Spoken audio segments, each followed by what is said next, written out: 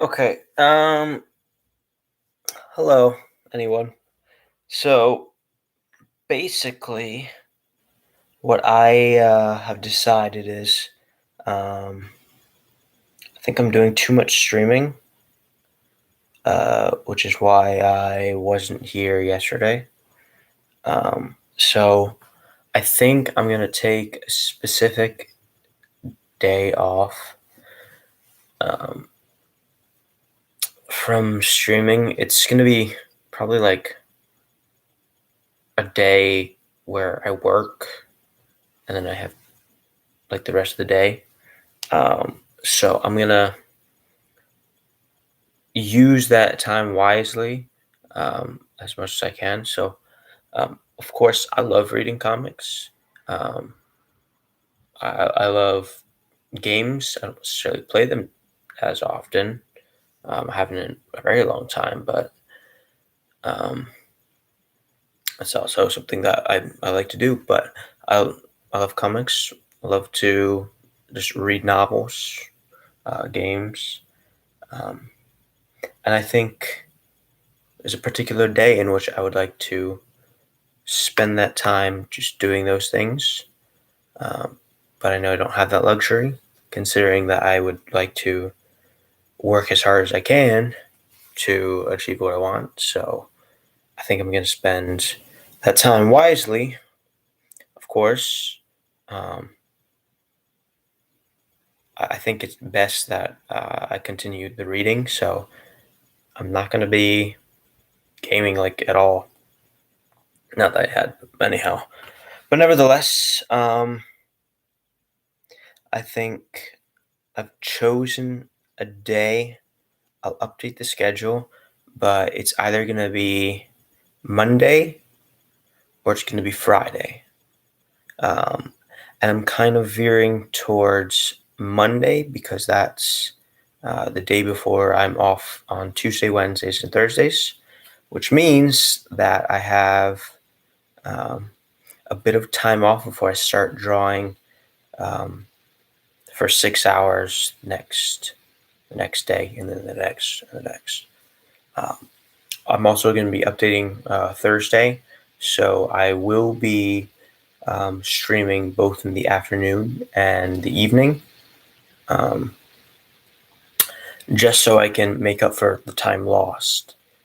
So um, Mondays there won't be any stream, so it's really all I have to say about the schedule itself.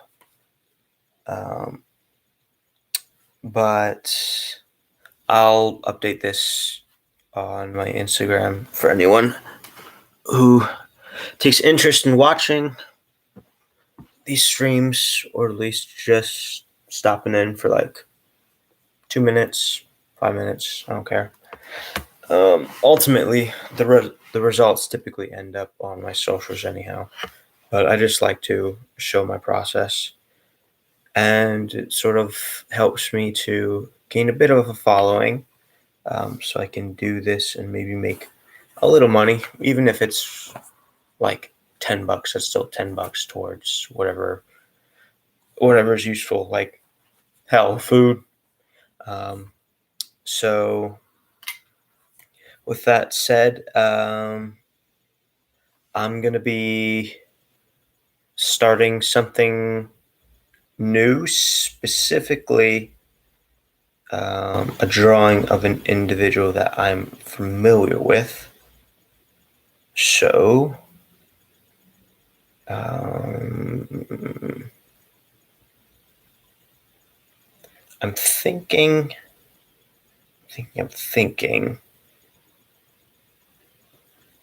Okay. I'm just trying to filter out some stuff, just delete some photos because I have tons. All right. So let's get started. So I think I'm going to get started each time with just a simple drawing of a figure.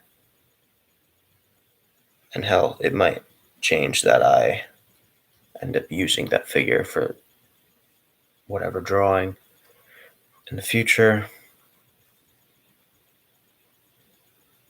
So the one thing that I need to really start to get down is the movement of muscles and bones together. Although the difference is a bone can move in a particular really there's no difference, but anyhow,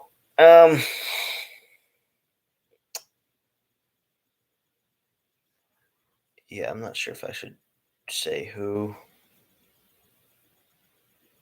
I mean, it's not very important to discuss who, considering I don't know who's actually going to be on here.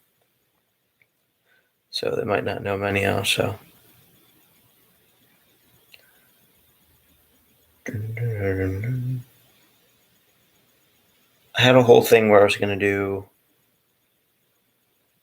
scanning people's faces and using Blender, but I mean, I can only do so much with what I have and with what I'm capable of doing currently, so I don't really see the huge value in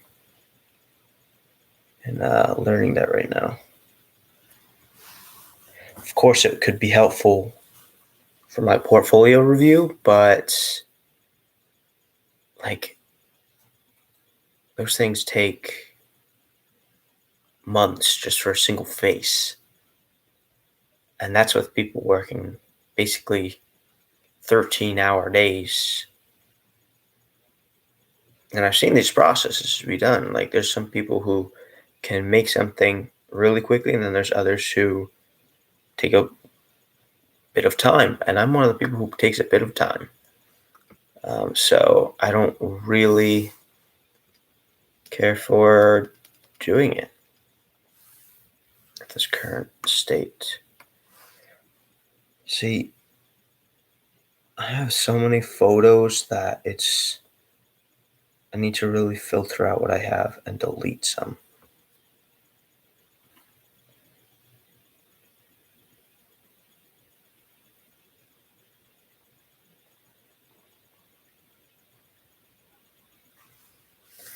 Hell, maybe I'll just start with this.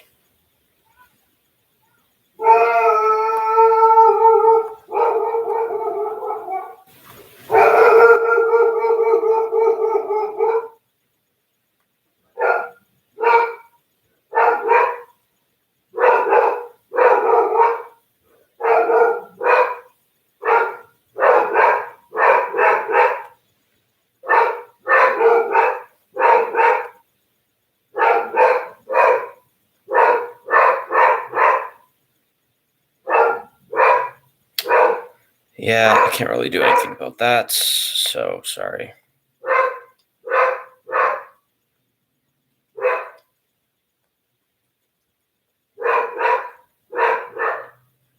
It is annoying, though, I'll give you that. Gracie, stop! Oh, shit, that worked.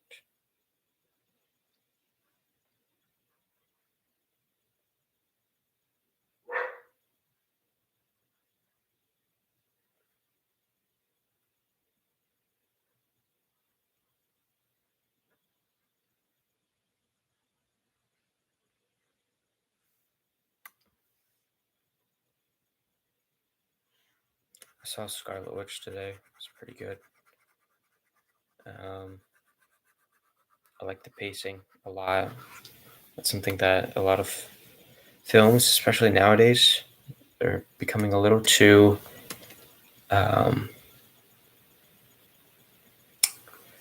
interested in providing visual effects versus a story. So, I mean, ultimately, it comes down to, do I have this at 44? Jesus Christ.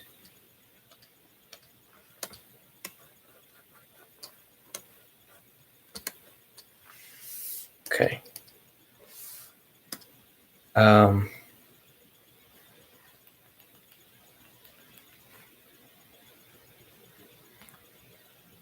I'm gonna put on a little music in my ear.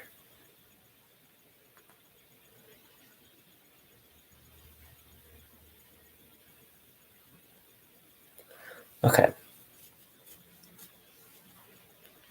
still a little loud. I still haven't gotten started, and I'm what, like 10 minutes in, so I apologize. I should have gotten this all set up earlier, but I wanted to finish WandaVision. That's all I have to say. That's all I got to say. I don't really have any good excuse. WandaVision really came first in that scenario. Where is this? Good lord.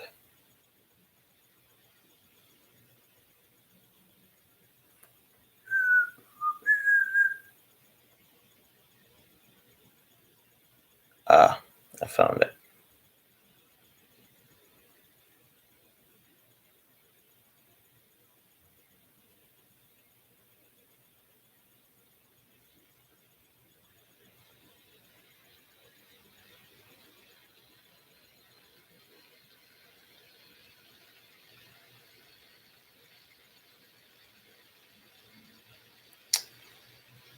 There we go.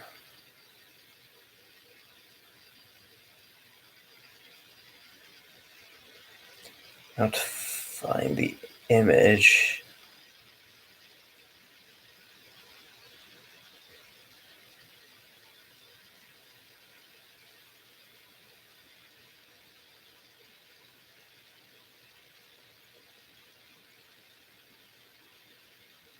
I have all these photos of people that I was supposed to draw.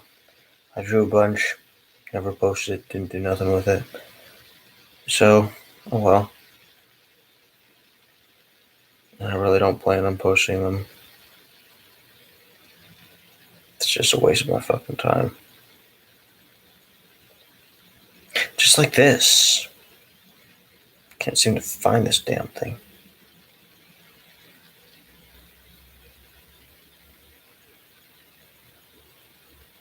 The shit, dude.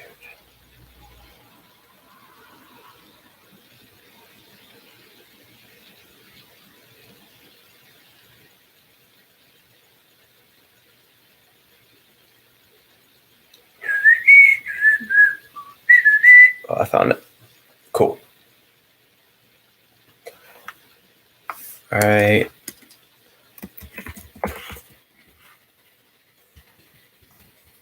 This is an old photo, so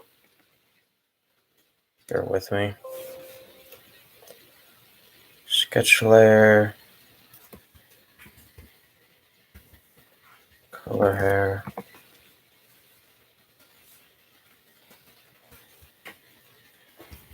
Also, that one day that I have off after work, I will be working on any other tools that I'm unfamiliar with. So really, that's also going to be a work day. So work and then more work. But I like it. I like the change. It's calming. So color skin tones. And honestly, I really enjoy the airbrush. So I'm probably going to stick with using it. All right, so let's start with the canvas layer. It's dark, so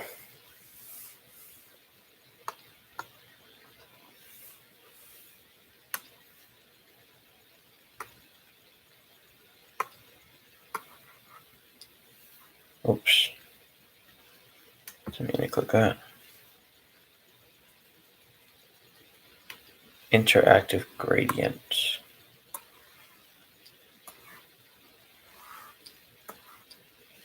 Oh.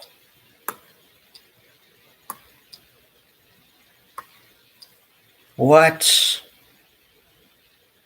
Huh.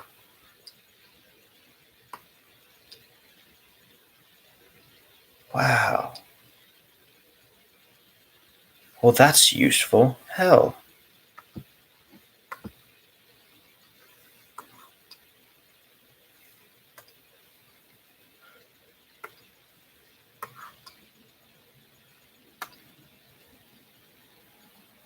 Huh. Can do a lot with that. Anyhow, it's not worth it. No. Don't want to commit to the gradient. What I do want to do, though, is this. Unfortunately, there's no way to.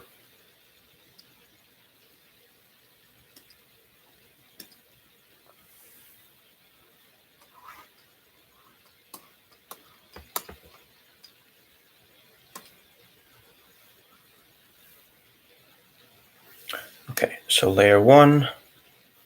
This is background.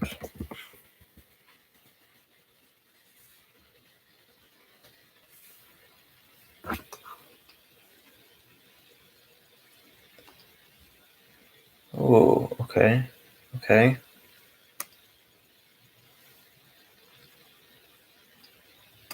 It's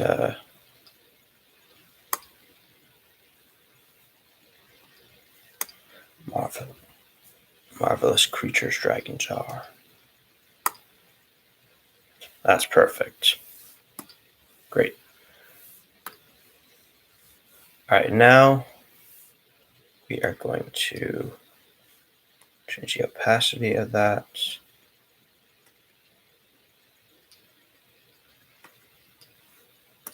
Just so we can work.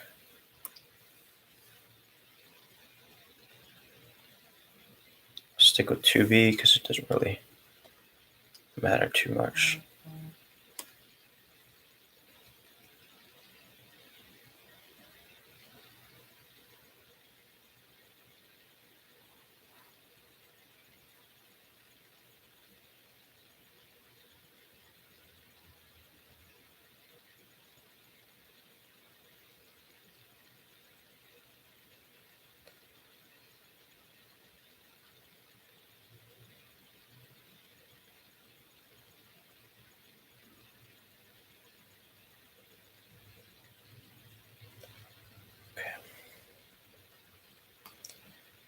I need to know.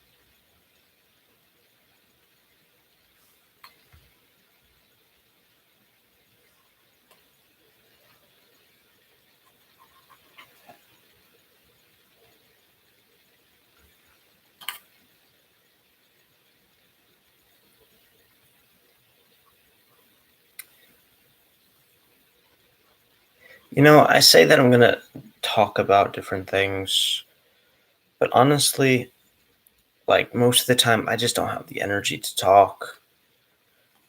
I'm exhausted. Like, I still haven't slept yet. You may be asking, slept like what? Well, you see, sleeping's hard. I think I fell asleep.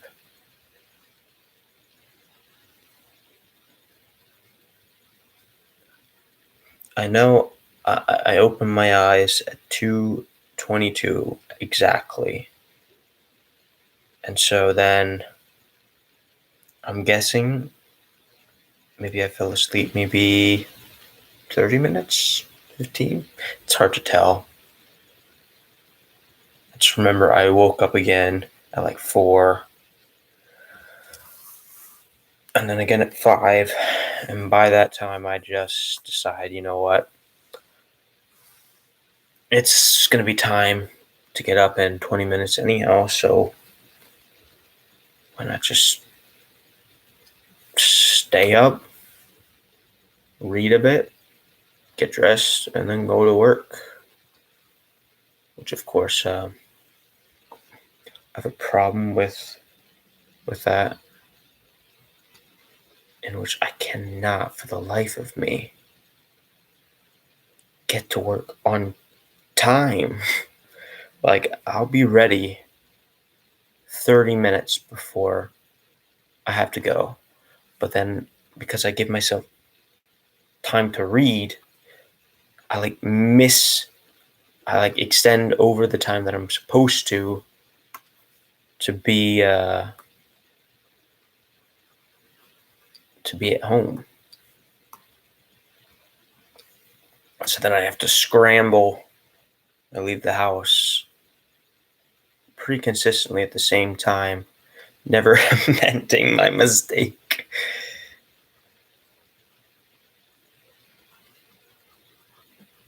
At which point, I think my brain is just attuned to just being late, which is a bad habit. But the thing is, like, reading, as much as I say I'm not awake in the morning, I really am. I'm always awake. Like, I'm a morning person by far. Like, even if I barely sleep, I amazing. It's when I don't sleep for weeks and then I sleep once for like 8 hours and I'm getting into my rhythm again for well, actually, all right, so a little bit more context.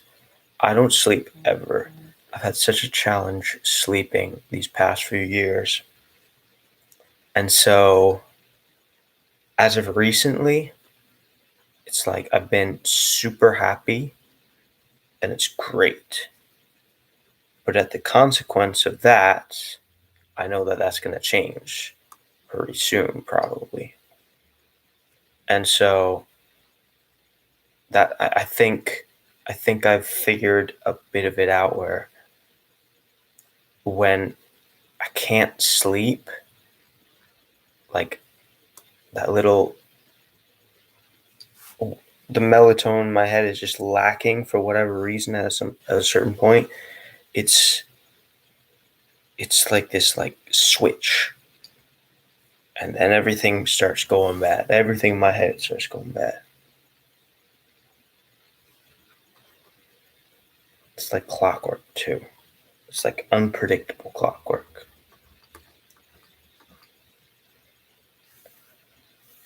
Something wrong with this. I feel like I gotta get closer because I don't know.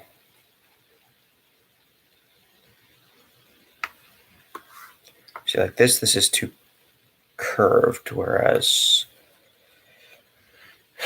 in the actual photo, and yeah, I'm working off of a photo, so.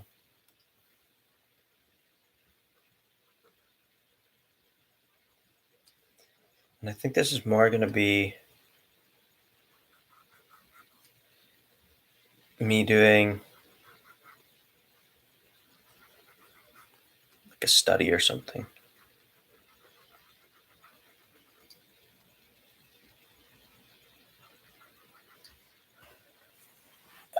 So, yeah, I'll have a decent amount of time where I won't sleep, and then like a week or 2 weeks where I sleep great. But for like the first time in a long time, I've been able to sleep just super well. And it's lasted for, I don't know, like a month. It's been great. But now I'm getting back into this annoying habit, which I'm trying to break again. Um, so challenging to do in the first place is I'm staying up because I feel like I'm wasting time and I need to like reestablish some ground that I've left. Like this goddamn dog is so fucking annoying. Shut up.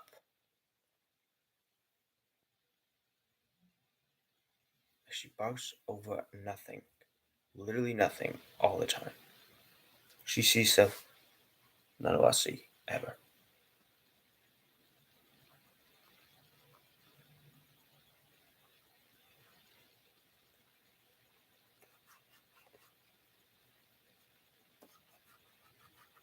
You know, it's really like Stockholm syndrome for dogs.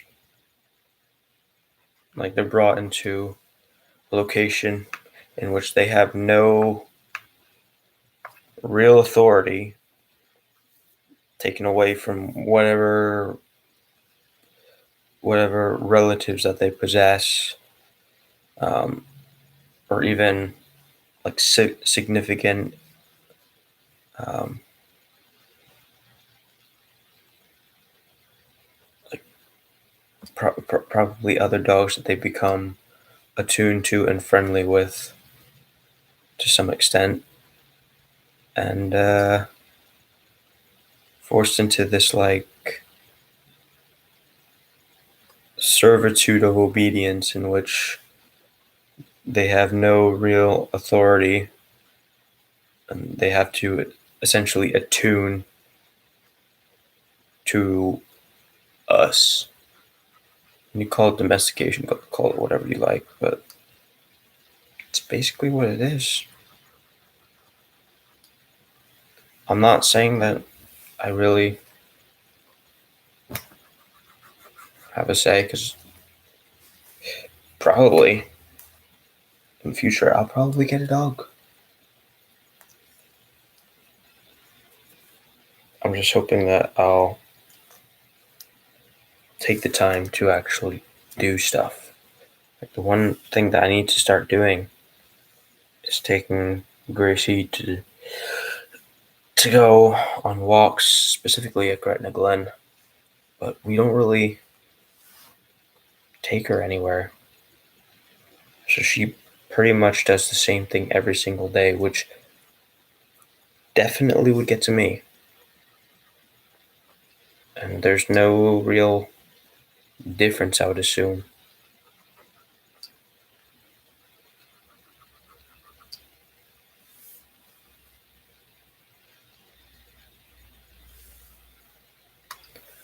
All right, so one thing here is slightly off. Is this. So,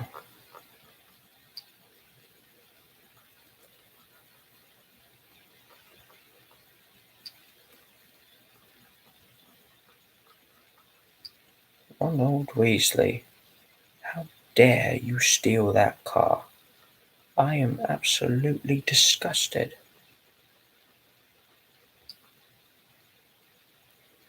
You know, it's strange, well, for me at least, that Emma Watson apparently has no further interest in anything pertaining to the film industry, so she's essentially retiring from film, which I applaud. Like, I bet it's probably super rough, especially because she was like a child actor, and we don't know anything. We don't know anything about her experiences. She hasn't been necessarily vocal about them. I suspect something happened specifically in which it's kind of made her feel isolated. I will be right back. I'm gonna grab a stand for my phone. I'll be right back and get to it once more. Oof, my back is killing me though.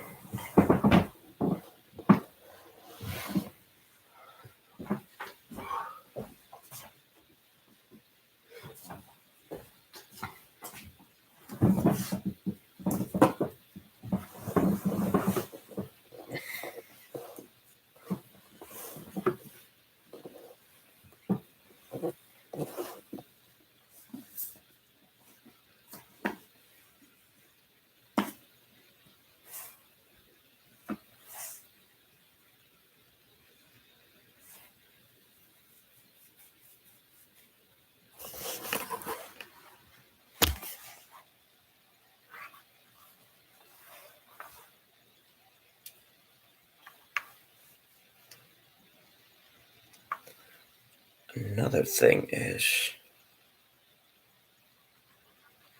this.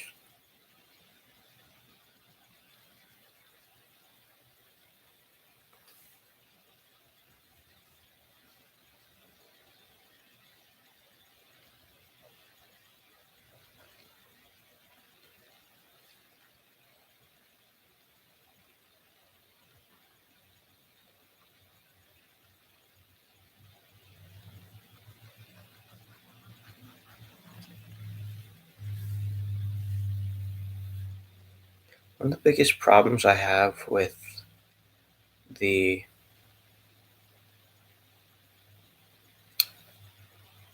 Harry Potter series, I'm a big fan of the Harry Potter series, so that's a lot for me to really state. But specifically with her installment of um, the Wizarding World in the United States, or Adial, Turtle Island. And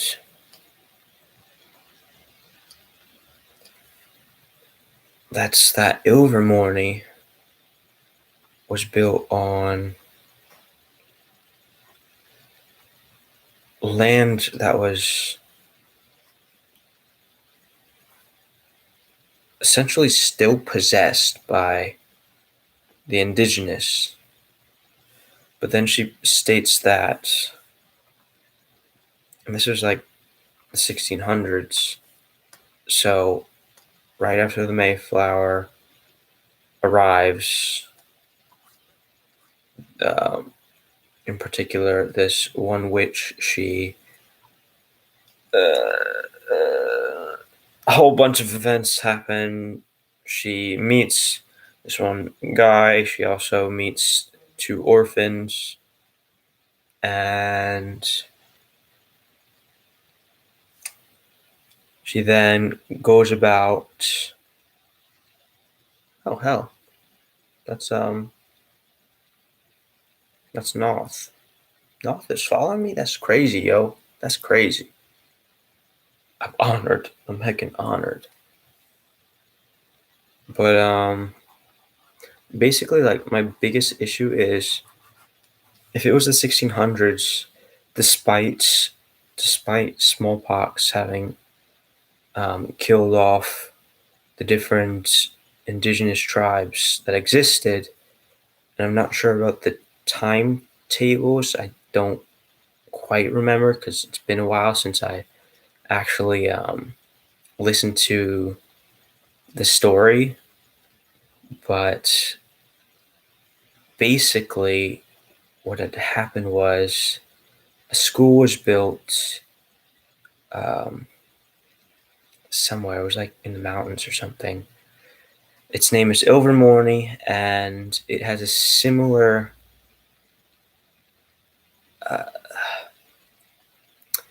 similar system of functionality to Hogwarts, in which it has four particular um, four particular. I can't think of. I don't want to say wings because wings isn't really what they are. It's and I keep thinking departments. Oh my god. Similar to Gryffindor, Slytherin, etc.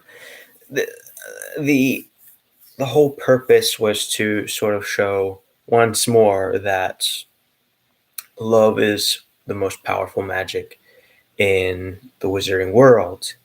Although somehow it's like some ancient magic, but I mean, it's been pretty successful all the time, especially with the creation of like the obscurial, something created without the with suppressed magic and a lack of love. So I mean, really, I would expect like stuff from the 20s during Prohibition, but apparently it's been non-existent, and that's ridiculous.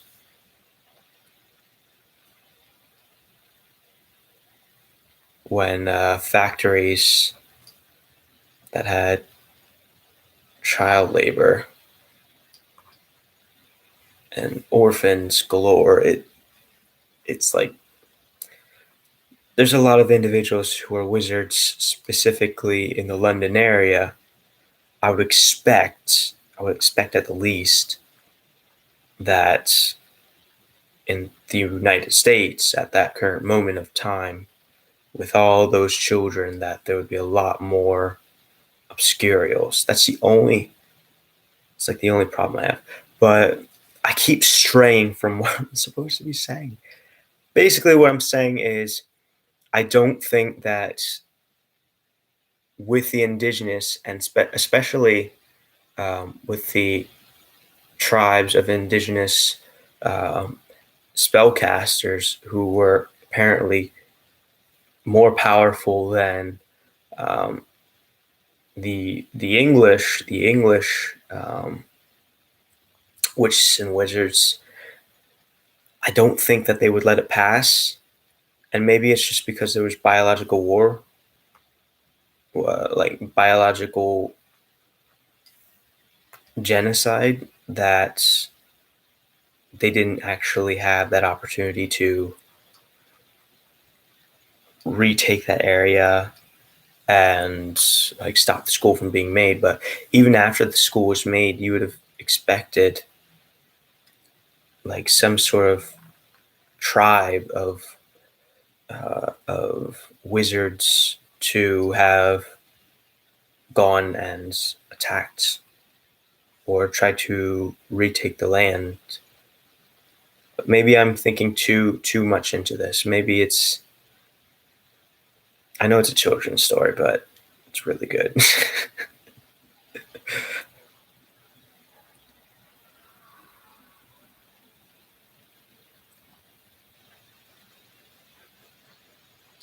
Speaking of, so Vancouver in Canada has been quite the hotspot as of recently.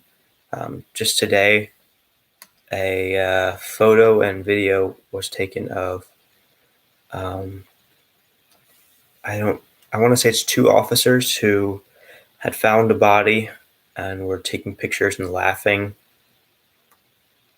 with the deceased who had come ashore from the bay. So they're already on in the heat for the braided youth who were protesting in a building. I forget what building it was. I think it was like some commerce building, and they got thrown and beaten out. 4 kids were arrested. A few were sent to the hospital, and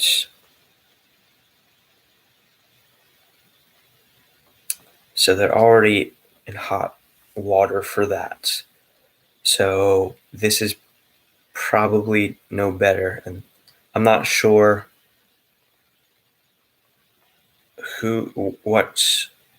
what individual came from that water, but it's safe to say that it's probably some indigenous youth, some kid, because that's a massive issue, especially there.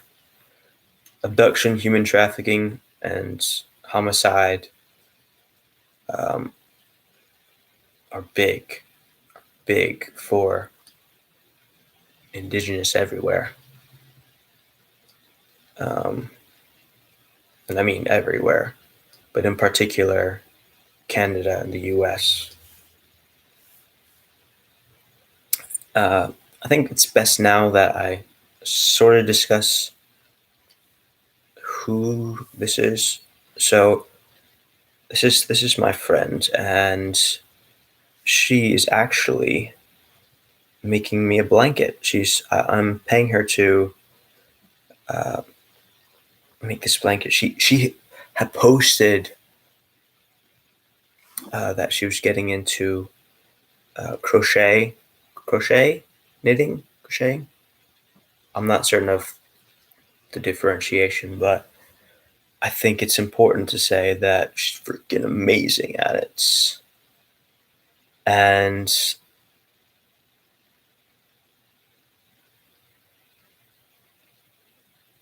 sorry, I got off track.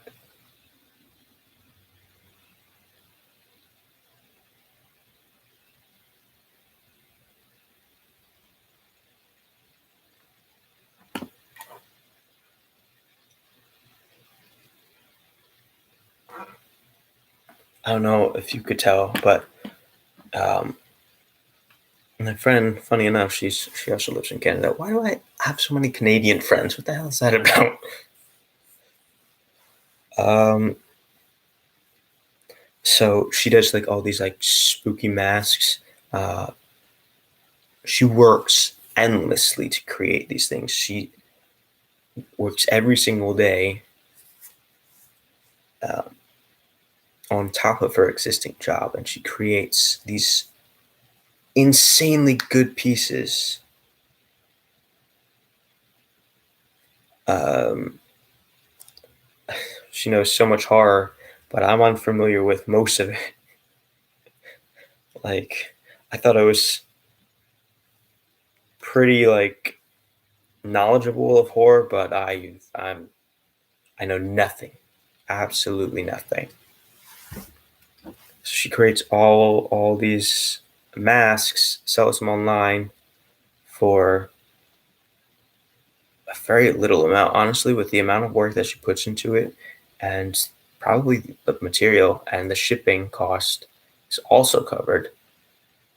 Like she sells this stuff for like $75. It's probably worth way more than that. So that's the one consequence about this sort of behavior of everything being fast. So you acquire everything quickly, you can instantaneously essentially get data from over any program that you want. Just really fast art is just killing the art community, and it's killing any capability of functional living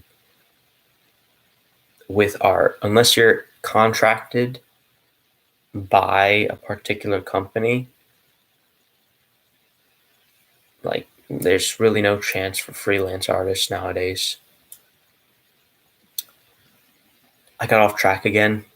I'm like, the individual Donald Glover, he had a particular, he does stand up, and he had a particular stand up show, and it was posted on Comedy Central, and it included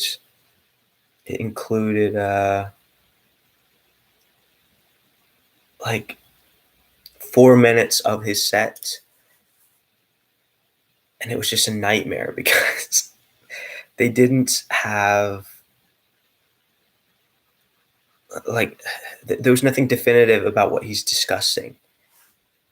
So he's jumping from one thing to another, and he's not really finishing the joke, which made it even funnier because it's just like, what the hell is he talking about? Yeah, just like, what the fuck am I talking about?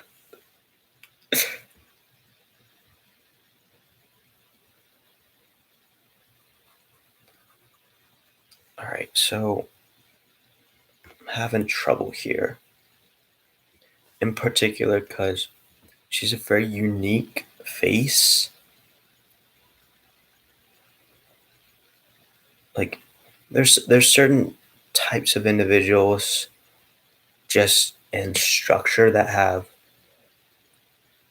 like compositionally just very different features. Usually you see similar features within a lot of different people. Of course, everyone's distinct in their own way, but there's usually this similarity within community, at least from what I've seen, because I live around who are all white, so maybe I'm just not a good person, which that's totally, yeah, that's a possibility. Anyhow, she has a very unique structure to her face, and it makes it a little difficult, especially when you can't see the eyes. That's the one thing about this photo. As much as I like it, it's a challenge because usually the eyes help to make measurements just because of the actual muscles. Um, but I can't really use them.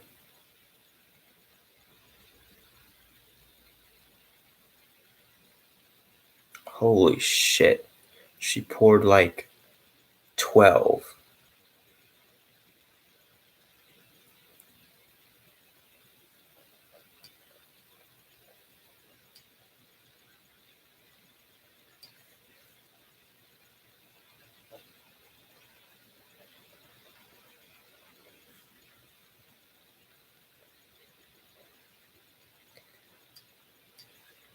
This is not right.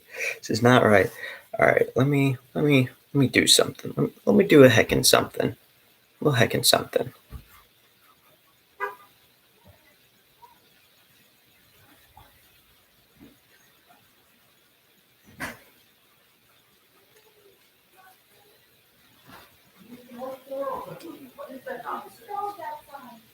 Oh, here we go. Lorenzo. Yeah. Hi here. I'm streaming. Avengo. Avengo. Shoot. How's it go?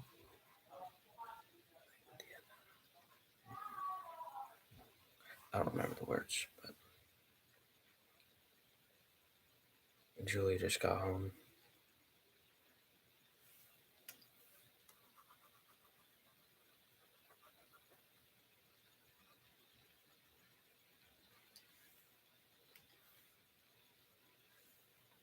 All right. I've spent too much time trying to figure out these damn measurements.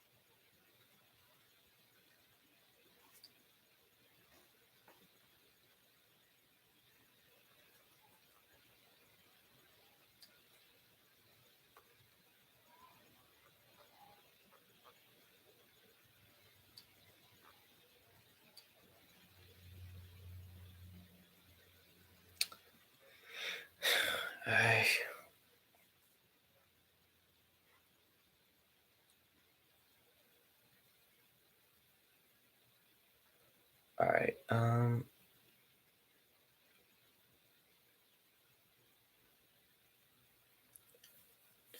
Dun, dun, dun, dun, dun, dun. I don't know if anyone's actually watching on YouTube. That's probably something to look at. No. Nope. It is late. Typically, I have a few people who watch, but I mean, what they want to do is on them. That's all. That's all you, yo.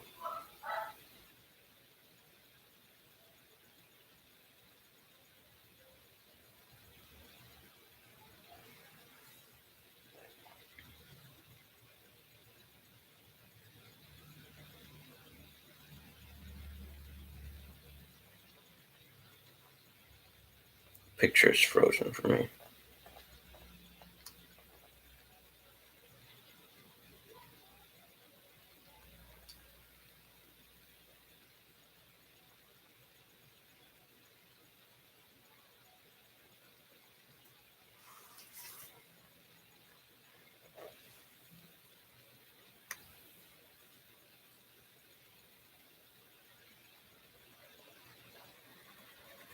All right.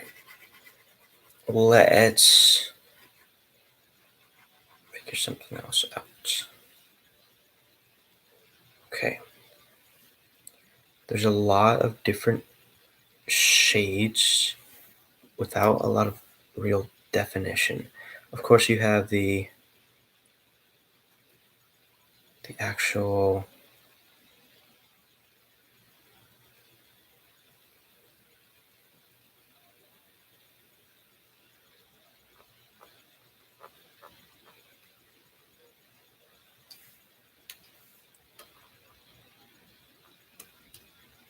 Come on, there we go. There's a program that I wanna use in which I have a bunch of people draw with me, just really for fun. And I'm thinking of having days in which you can join, and maybe I'll have like a little community option in which you sort of have to pay. Um,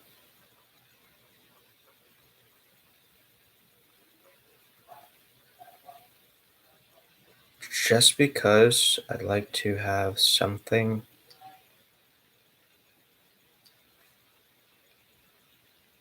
that makes a little bit of income, not income, like revenue.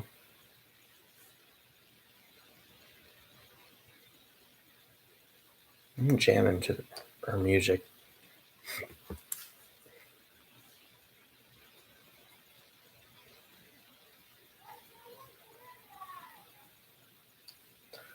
Where's my hat? I want my hat. I want my hat.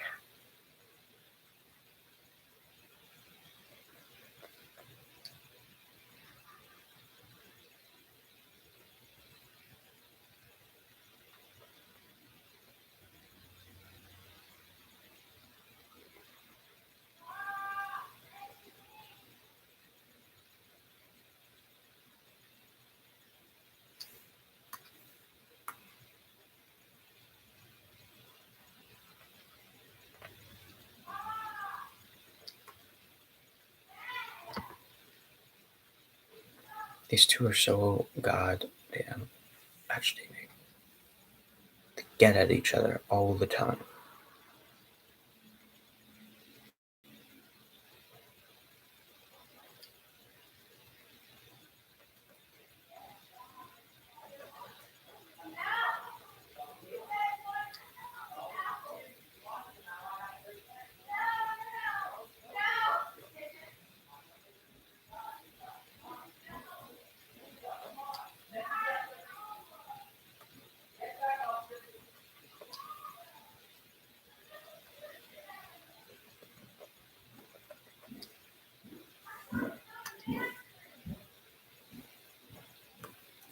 Oh, I see. I see. Okay. Well, this is all gonna have to go.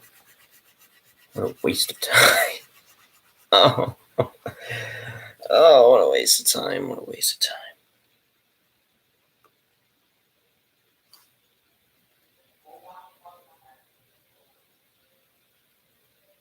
The picture's cut out so I can't see anything, which is annoying.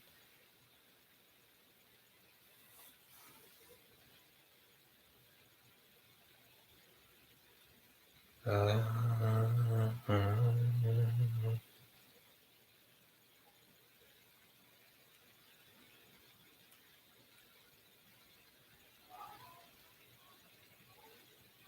I forgot I still haven't finished that episode. That's a shame. It's a real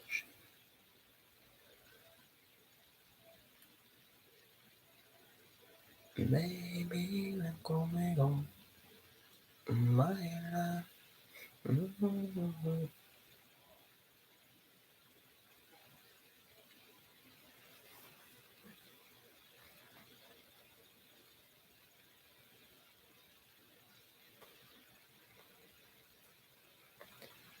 I'm so sick and tired of going to Giant. Jesus. I honestly wish I could just do this.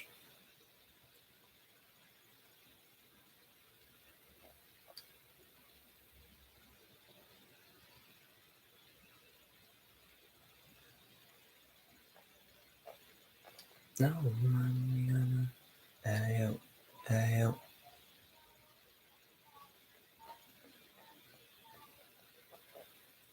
Somebody said.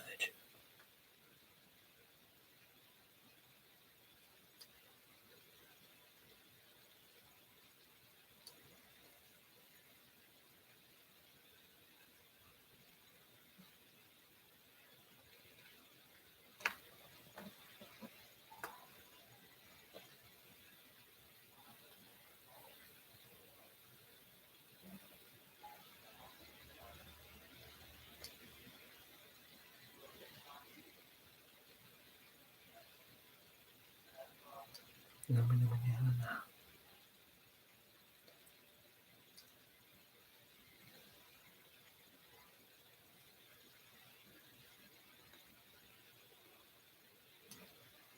No, mañana. No, si no, mañana. No, mañana.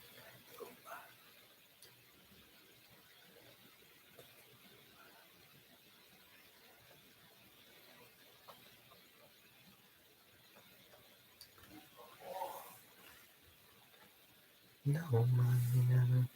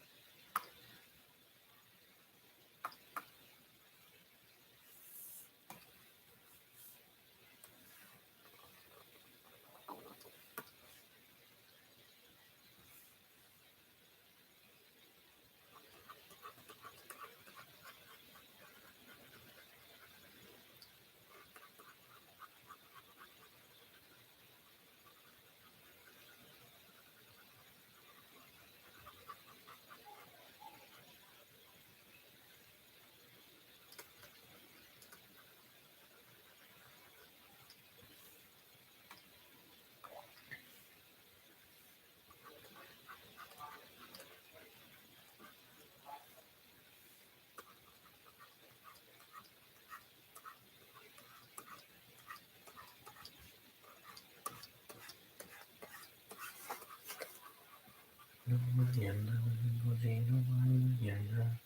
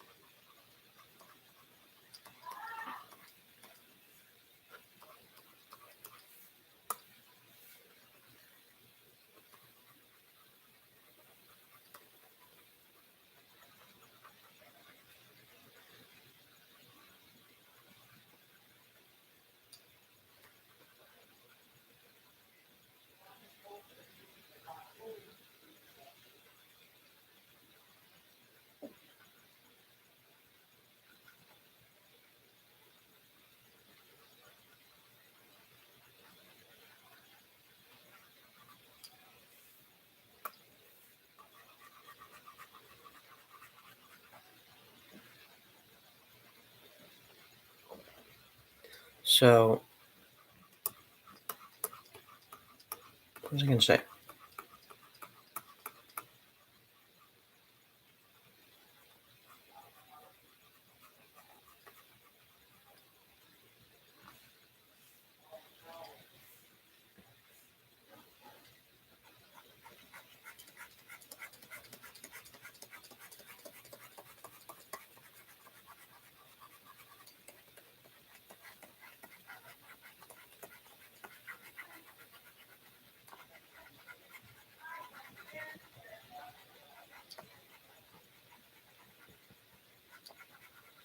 You know what?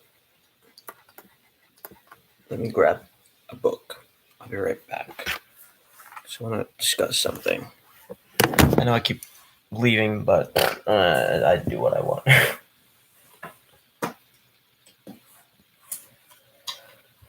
Oh, but that is a mess.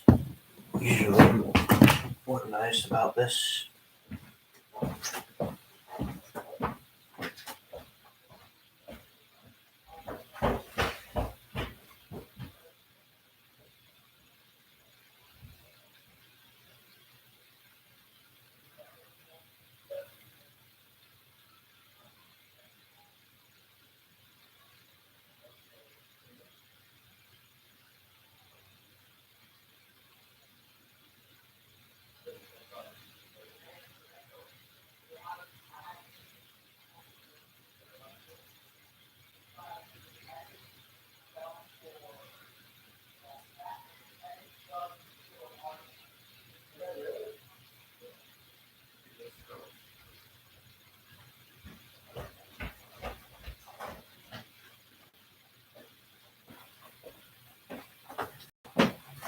Okay.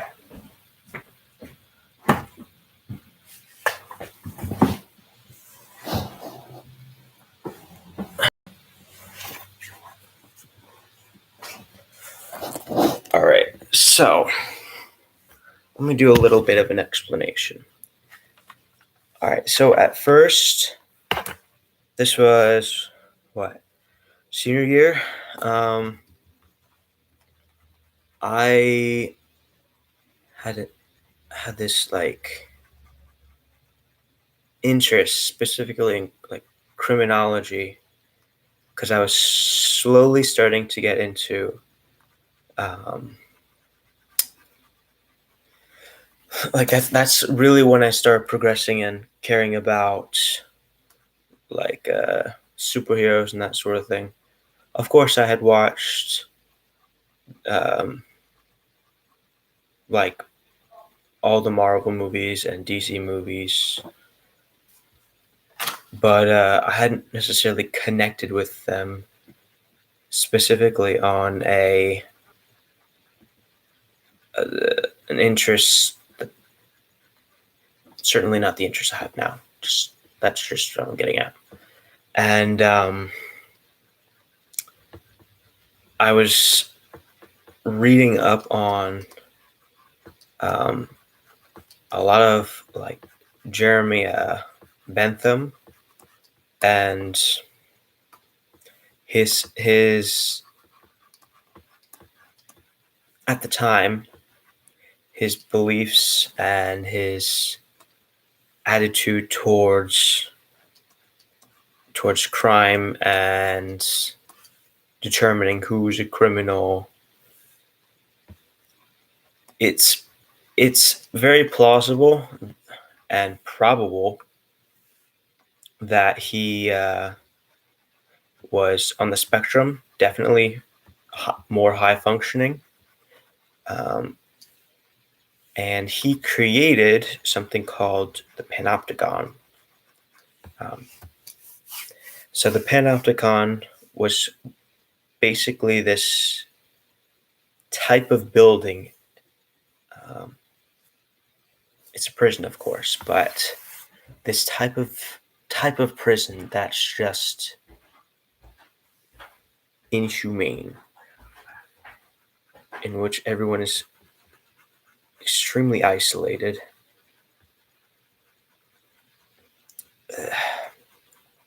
His line of thinking was very skewed, but at the time I was into like starting to get into like Batman and stuff, and looking at a lot of like Nolan films, which has really just stuck. Like, I'm still a huge Nolan fan. My favorite movie is Tenet, so it says a lot. Well, the Panopticon was this circular prison in which there was a tower in the center. So, sort of like a dreidel, the idea is to spin. So, one particular inspector um, will inspect everyone, which it means that a minimum minimum amount of contact because there's walls in between the cells, specifically running out cell door. You don't have any communication, and you have very little visibility to anyone nearby. So really speaking to others is just not possible. And only one person has to essentially man the location. It goes a little further, and I want to say, I don't want to get this wrong, but I want to say like only one particular person could leave their cells at a time. It's just crazy. And another particular one of his beliefs, I guess he was sort of like a mortician, and would study he would study the bodies of convicts, and he had made a diagram on the physical attributes of like different types of people. So you would do he would have like homicide victims, and he would have murderers, thieves, and I guess at the time, like there were a lot more like brutal tactics and stuff. Not tactics, brutal consequences. So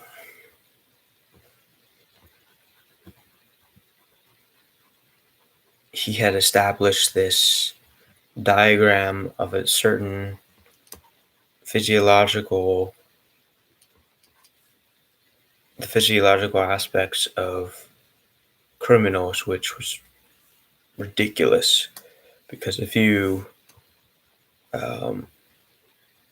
alter the time, then if that was the case, it would be significantly racist. Like, by that logic, you would just have a ridiculous number of non-white individuals. So essentially, you'd be convicting an entire like group of people, regions, and it's ridiculous. But like I said, and this isn't enough to essentially deem him like his actions okay, but like he's most certainly on the spectrum, just from the way he spoke in his written script. And yeah, anyhow, in this song called, what is it? It's called Depths 2. It's a trilogy of this really like metaphorical and quite beautiful like, let me give you a synopsis. The first one, it's the entry into this trilogy. At the time, I'm not sure if he actually was aware of what he was doing. Become the second second album. Yes, yeah, the second album of his, he released at the end of the album, he released Depths 2. And it discussed this panopticon, and it discussed the panopticon as the Earth and everyone isolated in their own selves, everyone isolated in their own regions, and they all have to come together to create the tree of life. So essentially, he's having a more, well, he intends well, but the truth is that it's unrealistic. The third one, I'm just going to read off because it's kind of interesting. Depths 3. So he says, I know one truth, and that truth is to see. Cold knowing it's all the coward in me, and as the stain of epochs lines my tongue, I choked heavy on the past, too numb to speak back. We're each abandoned by the hand of time that set us down to sail circles across a straight line. Sister moon, are we all that's left? Just a silent satellite and the sigh of flesh. Come down and rest your lunar head on my breast. Listen to the terror in my chest. Our masts and tatters o'ershattered. Feel free to pull me back to the vast, unforgiving mass. Shall we call this art my falling apart? The tangents of an imbalanced heart. As matter multiplied, I divide, but I digress. The deprivation is taking effect. And I'm going to sort of go through what he means.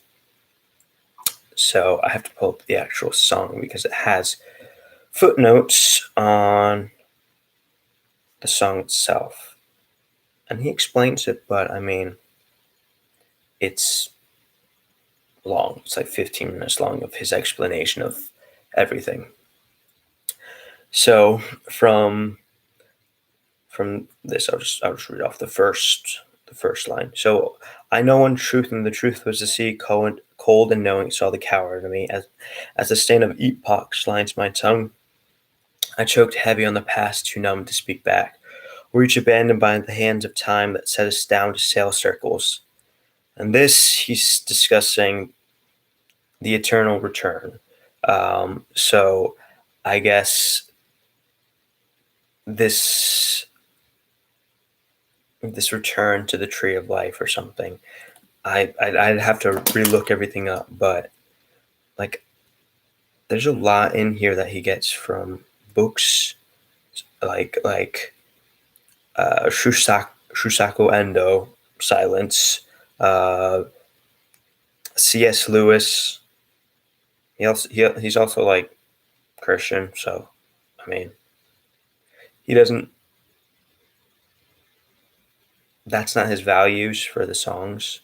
Like the intention for his songs is to explain something, specifically to discuss a certain issue or a certain quality of humanity that suffers. So he also has Charles Bukowski, which I'm a huge fan of. But going from Depths 1 to Depths 2 to Depths 3, it's a lot. There's a lot of content. So, you know what? I wonder, and I know all I have is nose, so that's really the bar is low for today. Like, I don't got a whole lot of energy within me right now. I also really like to read, which is really important to me. But Depths, Silent Planet, 1 to 3, explanation. All right, great. So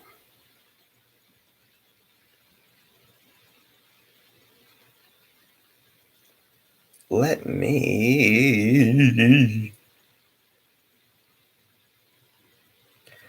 All right.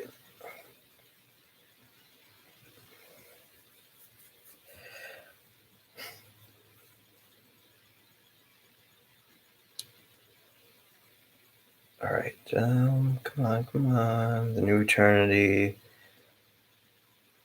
Oh. In the new eternity, they state something called germinating extinction, and I just thought it's the greatest line ever, and I will use it within everything I can because it just means growing extinction.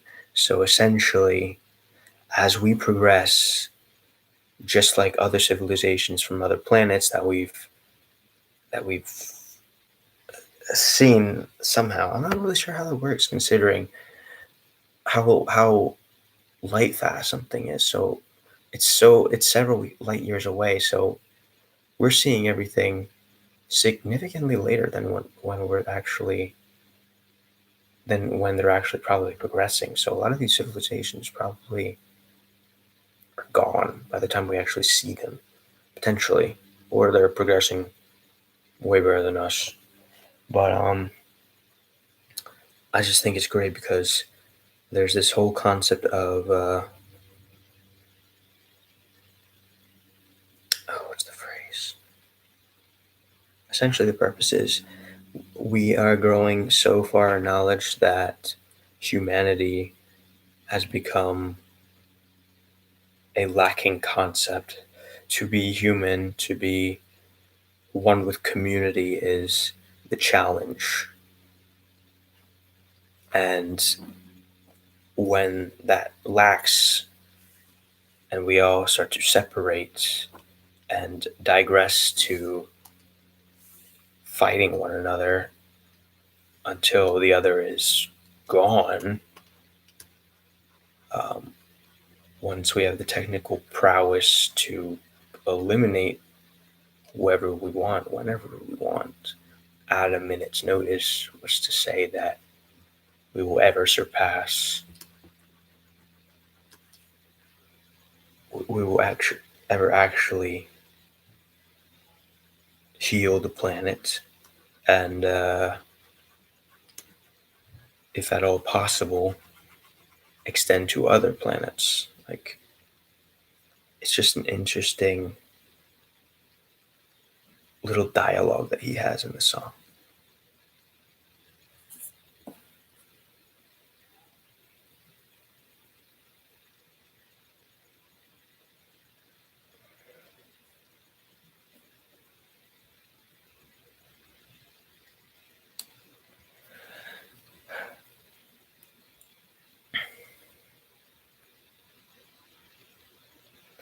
All right. Now, this individual that I'm making is making me this dope ass blanket. She she's made other things and it's brought it to my attention, and I really wanted to pay for some art, so I thought, hell, support her.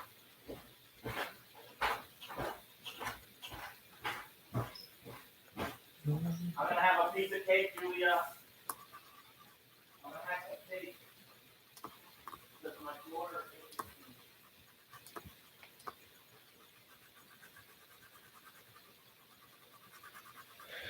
The one thing with the face itself is there's a lot of, I can't tell if they're pores or if they're,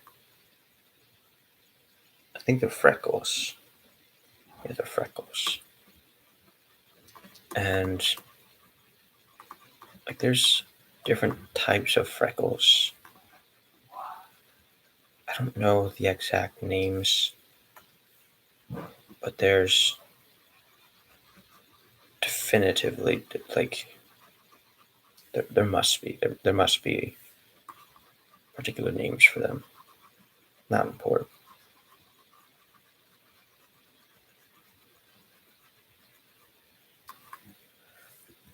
All right, yo. So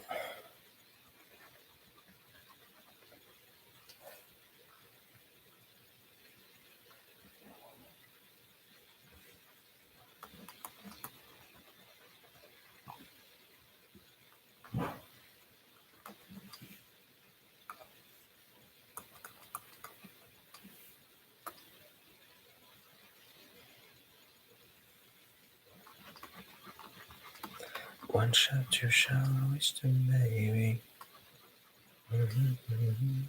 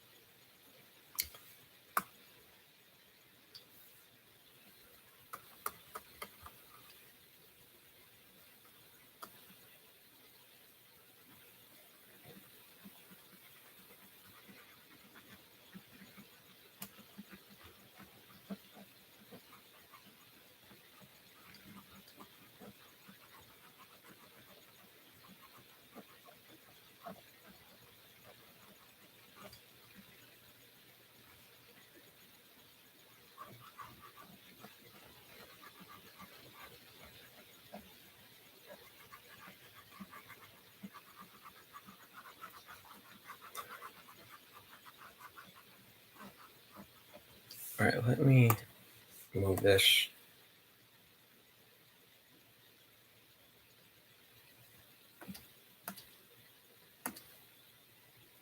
That's the one thing I really want to work on is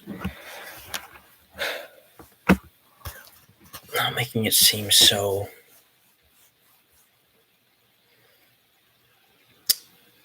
I don't want to say cartoony because that's not really the word.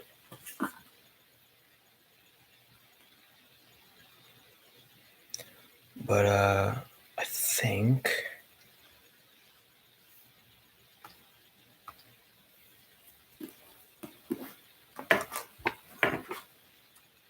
All right, so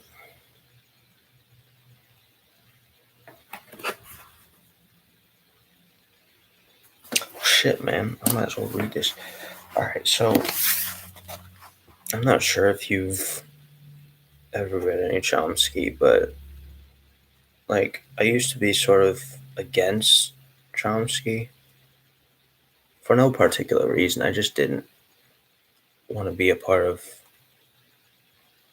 like everyone that I ever like heard who had ever spoken about him, like they obsessed over him. Which is funny because now I do. Like all his ideas were right, and honestly, at first when I started reading him, I was opposed to him, and then I loved him after reading a whole bunch and listening to a bunch of stuff at work. And now I'm sort of at this like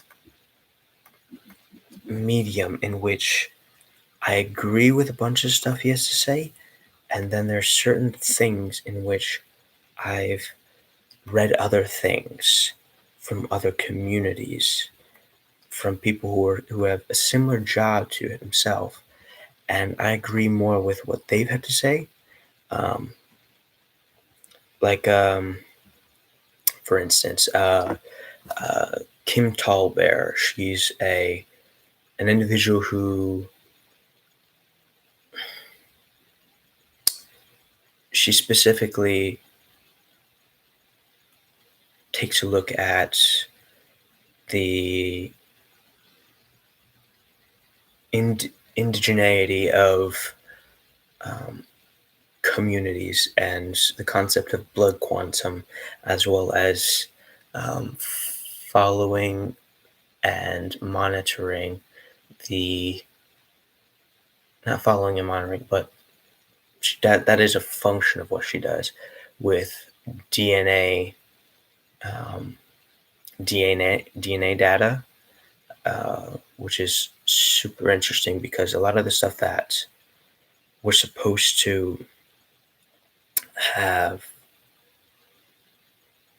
like that sort of thing is privatized. So like ancestry.com, it's specifically supposed to tell you, you know, you're X amount of this, or your why I'm out of that. But its main and really its only credible logical function use it is to use it to locate individuals that are family that you have lost track of or have never known, and it's taken based off of records um, that they somehow collect. I don't know how they acquire records and that sort of data. I mean, they would have to have some sort of function within. I don't know, honestly. I've read a bunch of stuff and I don't remember a lot. Uh, the last time I read any of her work was before the pandemic, so over a year. But she made a lot of great points that Chomsky had in reference to the functionality of government. In this book, I want to say it's early 2000s or 1990s, late 90s. Um, because he does discuss Clinton and I think early stuff with. Um, yeah, this is after the events of 9/11, so it's got to be a little after, so maybe like 2003 or something. Because they would need time, and he would actually have to discuss stuff after the events happened. So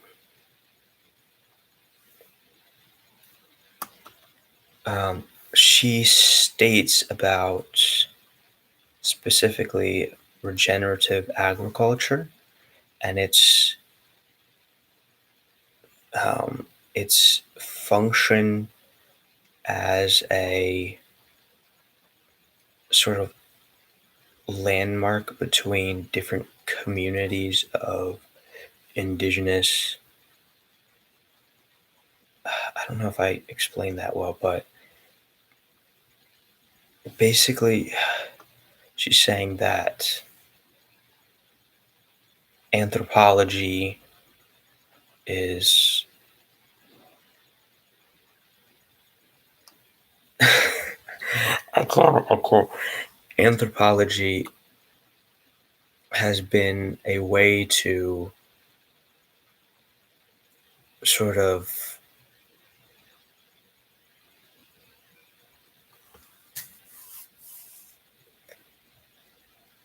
anthropology has been a way for people nowadays to state that genocide was a necessary evil and that this particular government is functional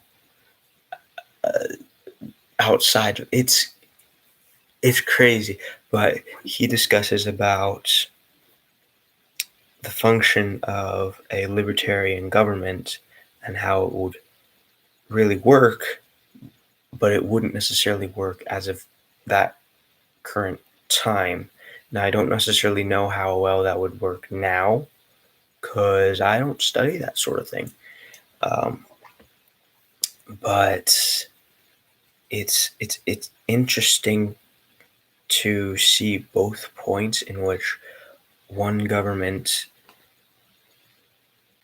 I say government loosely because regenerative agriculture functions on the idea of um, a limited a limited government, so it's really just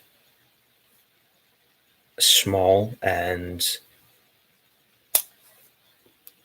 like it's not anarchist. It's there is a functionality and there's a unity to it. There is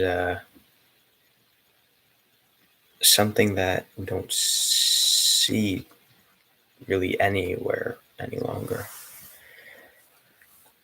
Whereas what he's referring to is a very open and unique and like there's a level of care to each, but of course I can't really explain. So instead of explaining, I'm just gonna keep on heckin' drawing. Like I didn't even start the conversation to begin with. La la la la la. I just realized my music has been off, which is a real heckin' shame. I gotta get the minutes up. I gotta beat my sister. I gotta beat her. Every year, somehow she has 10,000 minutes more than me. Every year. I don't know how. I feel like somehow she has a link on my account in which whenever I'm playing, she has to be simultaneously playing, and then she's actually just listening to only 10,000 minutes of music. So,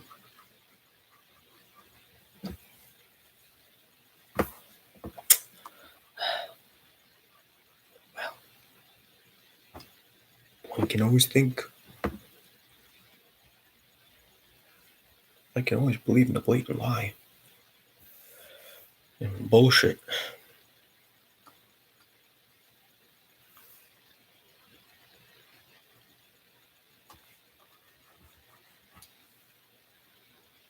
The police ain't doing little.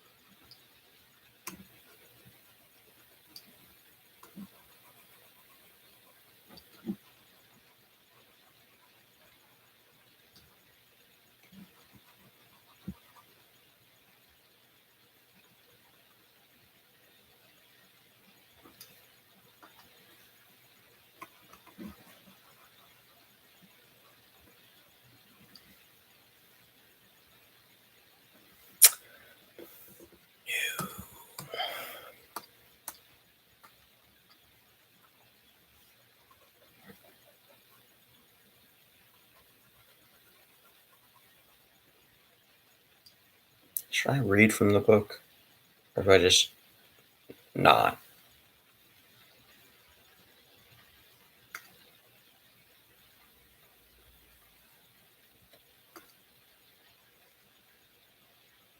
I mean, I mean, I've got time. I've got time.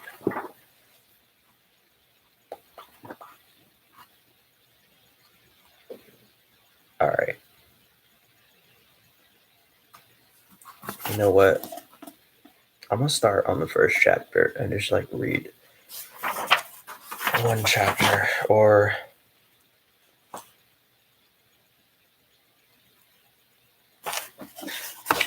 maybe I'll read till page 6. All right, so he's doing lectures and he's getting questions from a group of individuals. I don't want to say an audience because it's really dependent on the location, how many people he has, and this is going over a number of years. So um, he's had various successes and stuff like that, but also failures. So we can teach an opening session based primarily on discussions at Rowe, Massachusetts, April 15th and 16th, 1989. All right. The achievements of Domestic dissidents, women. Noam, I think the reason we've all come out here to spend the weekend talking with you is to get some of your perspectives on the state of the world and what we can do to change it. I'm wondering, do you think activism has brought about many changes in the US in the past few decades? And he goes on to respond, oh, sure, big changes actually. I don't think the structure of the institutions has been changed, but you can see real changes in the culture and in a lot of other ways too. For instance, compare two presidential administrations in the 60s and 80s, the Kennedy administration and the Reagan administration. Now, in a sense, they had a lot in common. Contrary to what everyone says, both came into office on fraudulent oh my gosh, denunciations of their predecessors as being wimpish and weak and letting the Russians get ahead of us. There was a fraudulent missile gap in the Kennedy case, a fraudulent window of vulnerability in the Reagan case.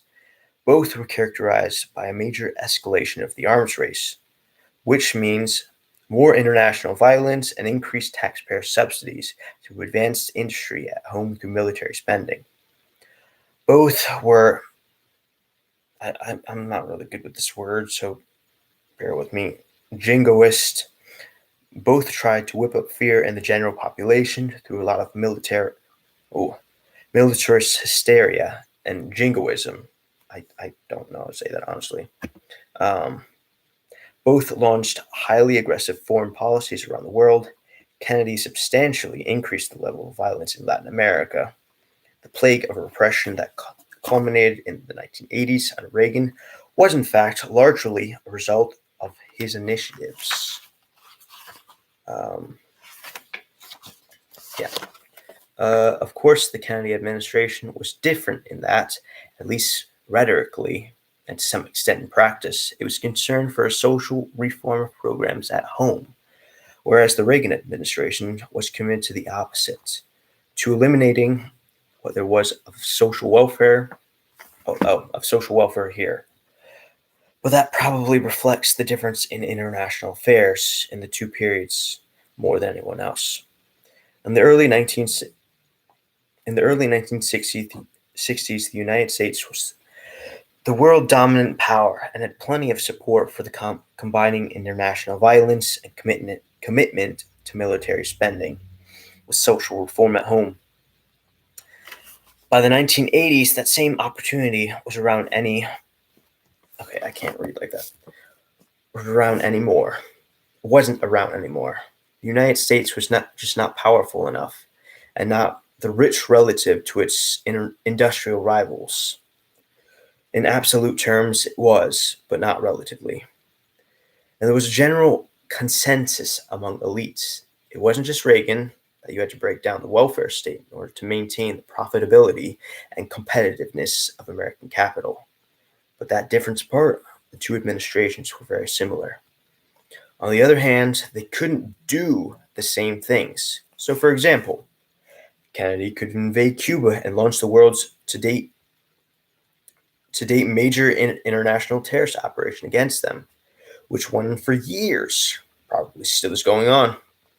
He was able to invade South Vietnam, which he did after all. Kennedy sent the American Air Force to bomb and napalm South Vietnam and defoliate the country. And he sent troops to crush the peasant independence movement there. And Vietnam is an area of minor American concern. It's way on the other end of the world. The Reagan administration tried to do similar things much closer to home in Central America and couldn't. As soon as they started moving towards the direction of intervention in Central America, in the first few months of the administration in 1981, they had to back off and move to clandestine operations, secret arms sales, covert funding through client states, training of terrorist forces like the Contras in Nicaragua, and so on. Sound familiar? That's a very striking difference, a dramatic difference, and I think that difference is one of the achievements of the activism and dissidents of the last 25 years. In fact, the Reagan administration was forced to create a major propaganda office, the Office of Public Diplomacy. It's not the first one in American history, it's the second. The First was during the Wilson administration in 1917, but this one was much larger, much more extensive. It was a major effort at the indoctrinating of the public. The Kennedy administration never had to do that because they could trust that the population would be supportive of any form of violence and aggression they decided to carry out. That's a big change, and it's had its effects. There were no B 52s in Central America in the 1980s. It was bad enough. Hundreds of thousands of people were slaughtered. But if we'd sent B 52s and the 82nd Airborne, it would have been a lot worse. That's a reflection of a serious rise in domestic dissidence and activism in the United States over the past 25 years. The Reagan administration was forced into clandestine tactics rather than direct aggression of the sort that Kennedy was able to use in Vietnam, largely in order to pacify the domestic population. As soon as Reagan indicated that he might try to turn to direct military intervention in Central America, there was a convulsion in this country, ranging from a massive flow of letters to demonstrations to church groups getting involved. People started coming out of the woodwork all over the place, and the administration backed off. Also, the Reagan military budget had to level off by 1985. It did not spurt, pretty much along the lines of Carter administration projections. But then it leveled off at about what it would have been with Carter if Carter had stayed in. Well, why did that happen? Partly it happened because of the fiscal problems arising after 4 years of catastrophic Reaganite deficit spending, but partly it was just because there was a lot of domestic dissidence. Basically, it goes on and on and on. It's the point is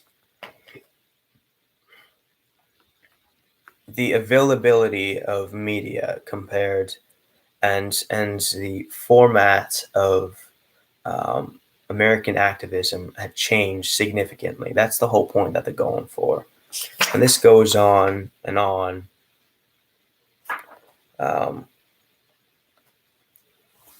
It goes on throughout the book. It discusses a whole range of issues, but he's specifically going to be talking about Latin America because that's a big function of his research at the time. And I just find it so fascinating how people blindly support the things that this nation does, which has significant ripple effects all over the world. Like from Iraq and Afghanistan to hell to Brazil and Venezuela, Mesoamerica, like everywhere. I know this is supposed to be a function, like this is supposed to function for me to draw and stuff, but like I really wanted to just like start actually discussing something worthwhile. But what I gotta get used to is being able to do multiple things at once. If I can't do that, that's kind of a problem. All right, so there's a bit of a curve. So it goes more like that. All right, and then we'll go back to that. And now I'm gonna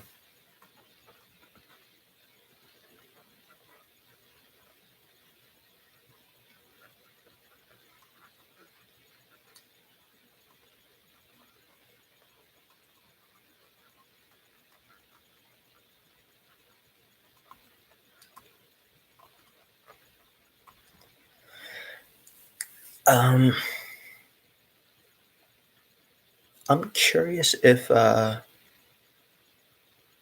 Chomsky put out he has a book on like environmental welfare right now, and like the effect of greenhouse gases and global warming and all that jazz, and what other nations are doing either to suppress any sort of industrialization. um, Noam Chomsky in books.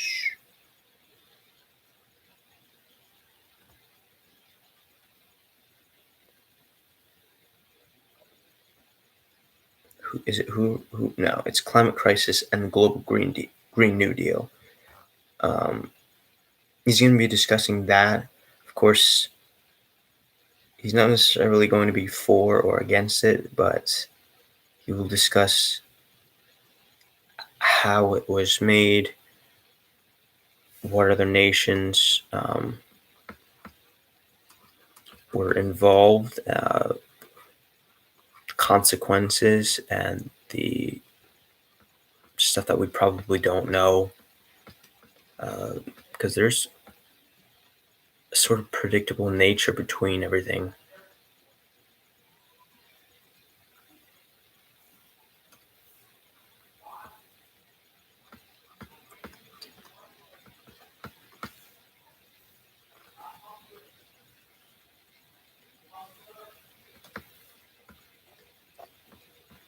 Okay, just read his books. That's all I gotta say. That and Edward Said, Kim Tallware. Um, you could read Lakota and Okitaka. Okay, oh, okay. Read Mary Bravebird's books. I think she has two.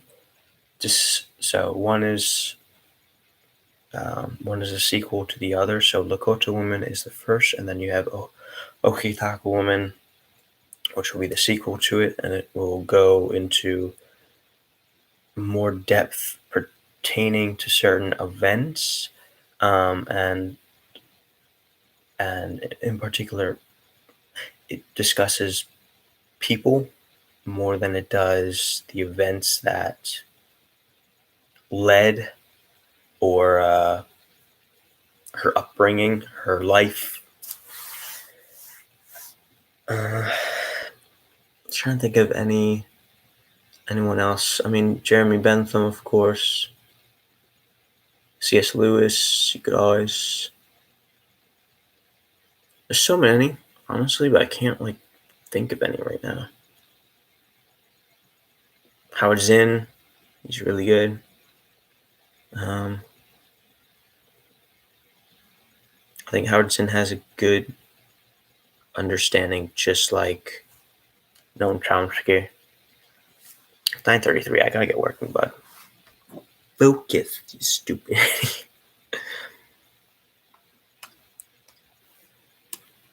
All right.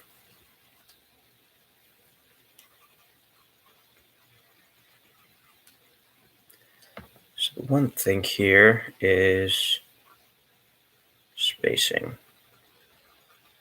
I know I could be sketching it out, but honestly, I don't really want to. There's a consequence, though, to me doing this. There is blending functions, so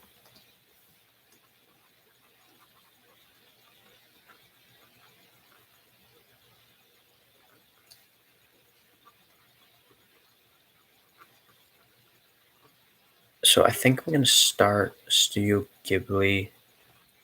I don't know if I said his name wrong. Probably did, but I think I'm gonna start his films. He's got a lot. My friend told me don't watch them all. I had plans and purchasing them and stuff, but then I decided against it because he's got a lot. So I didn't really want to dig into that yet.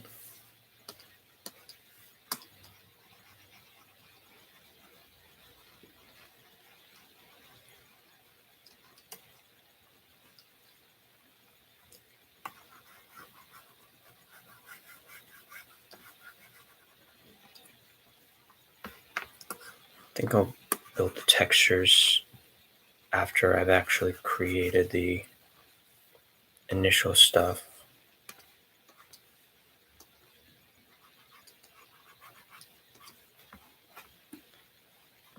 I think yeah, I did. There we go.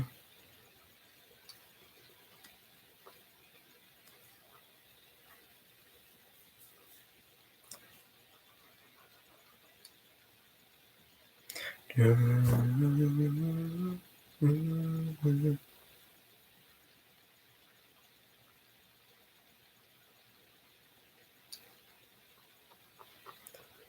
curious if anyone has actually seen Sherlock Holmes films with Robert Downey Jr.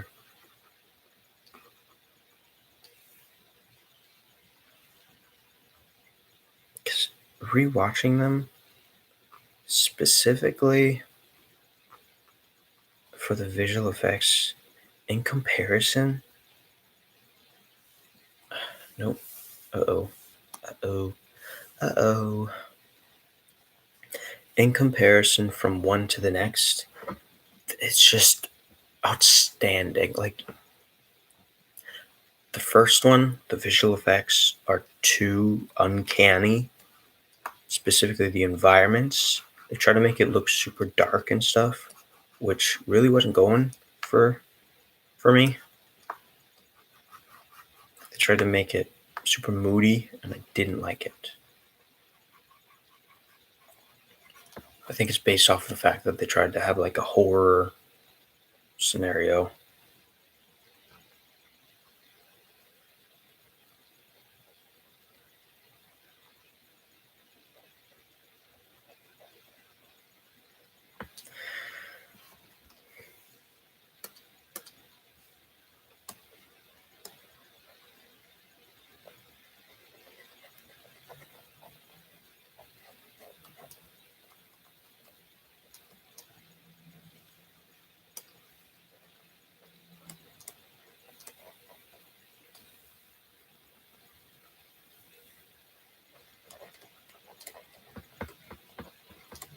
I should probably elaborate on that.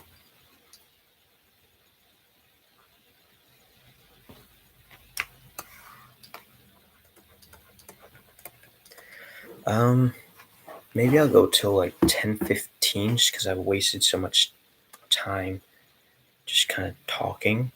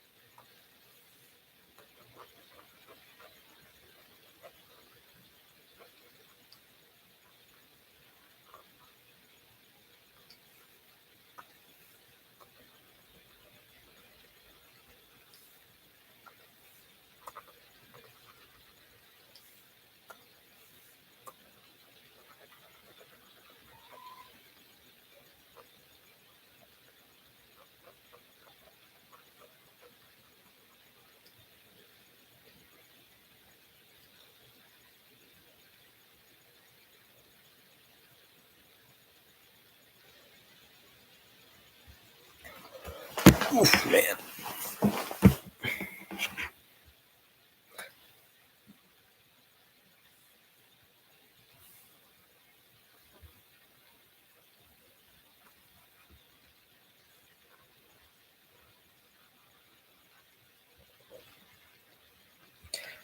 One shot, two shot wasted, baby.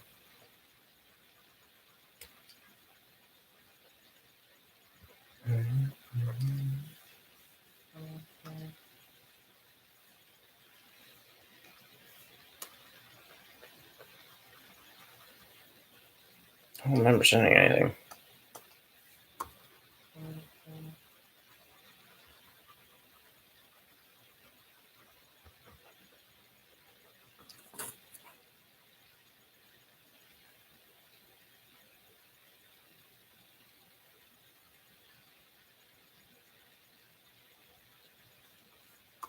Apparently I did.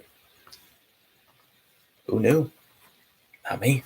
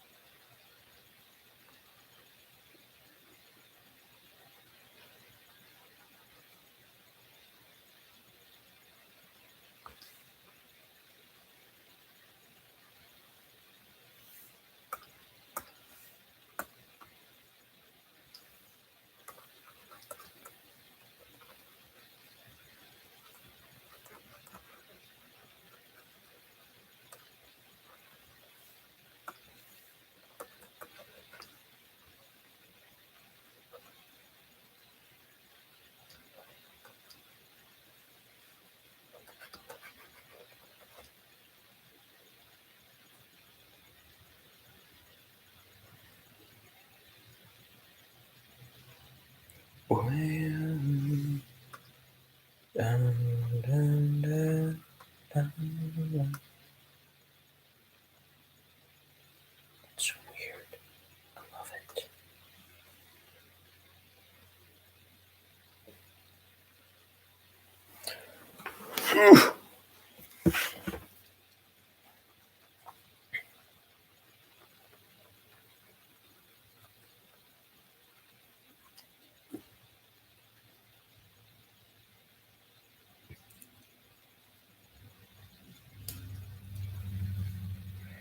So I'm sick in my head. There's nothing actually going through these.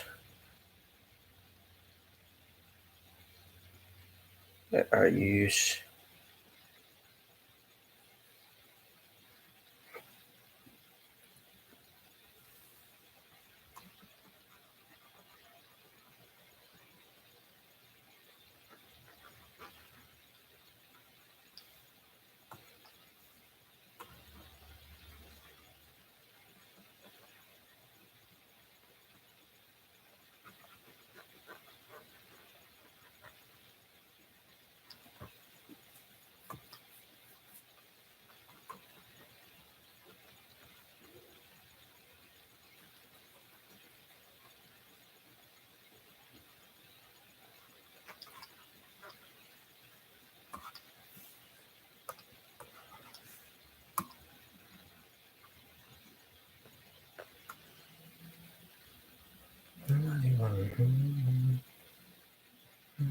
Over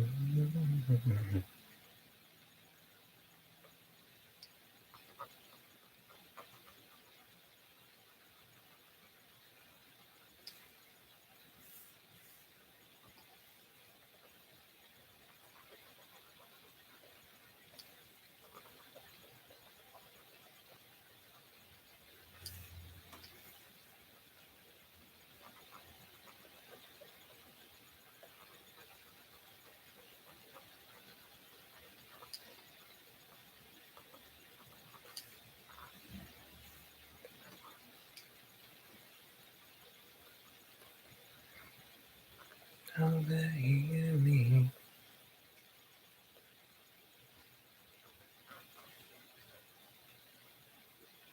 One day.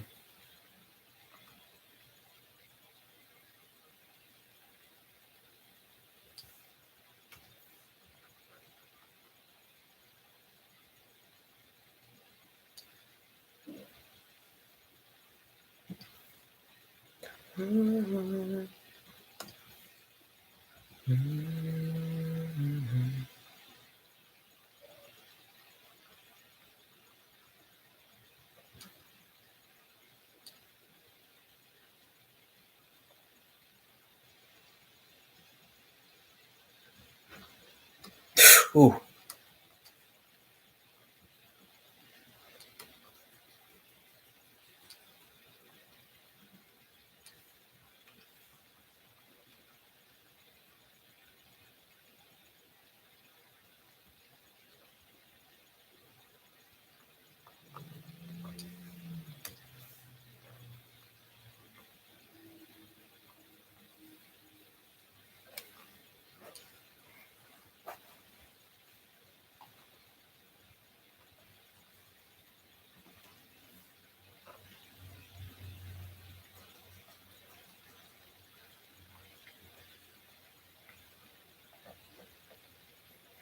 Hear me. One day.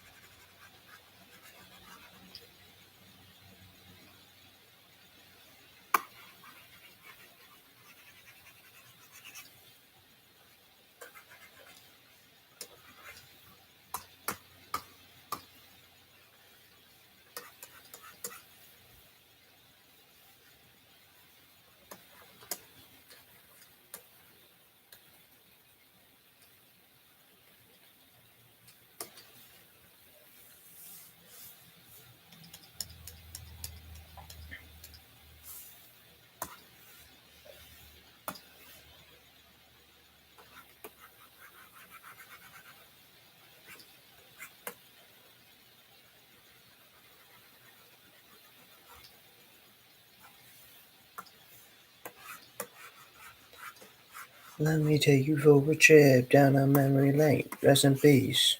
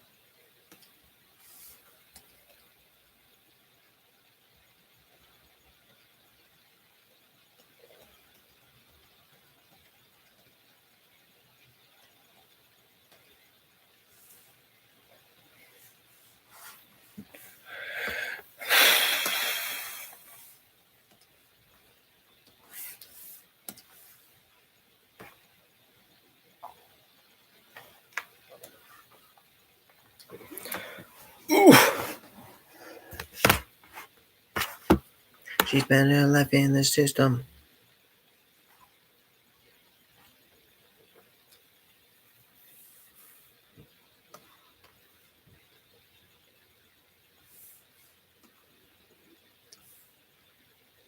All I see is pain.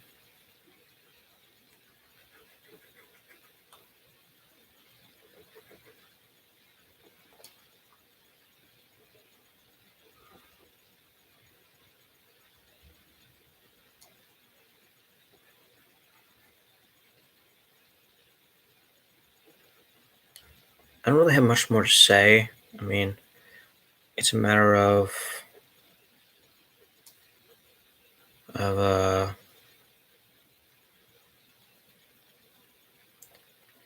yeah. I just don't have a lot to say.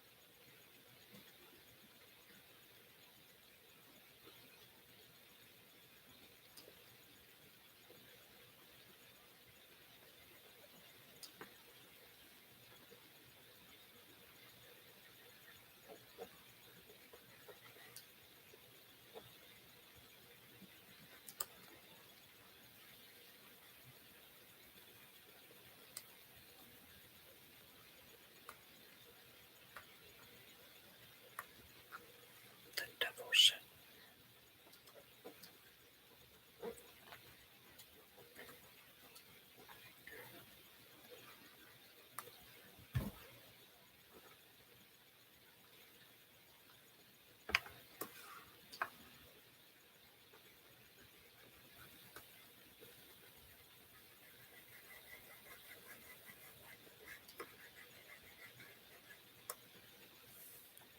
Oh Lord.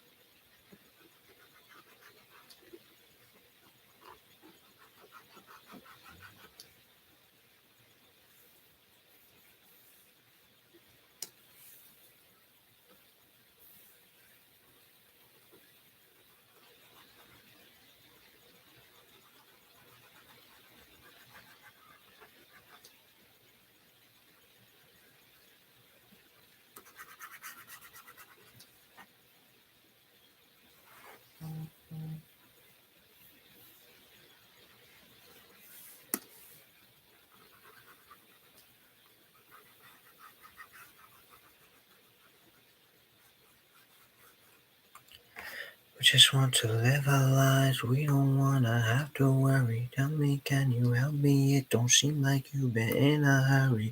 You play your judge and jury, I feel up under siege. Potential return the page, offer up my destiny, but they telling me differently.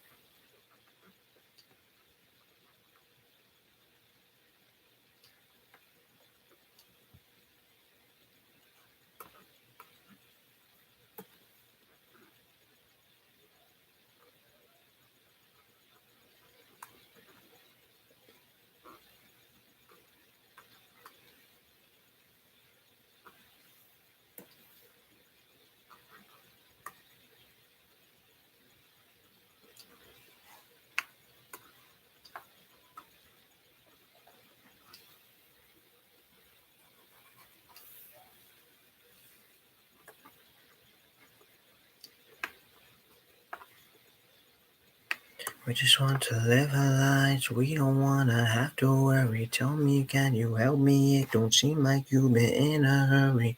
You play a judge and jury. After overturn the page, offer up my destiny, but they telling me differently. Excuse me.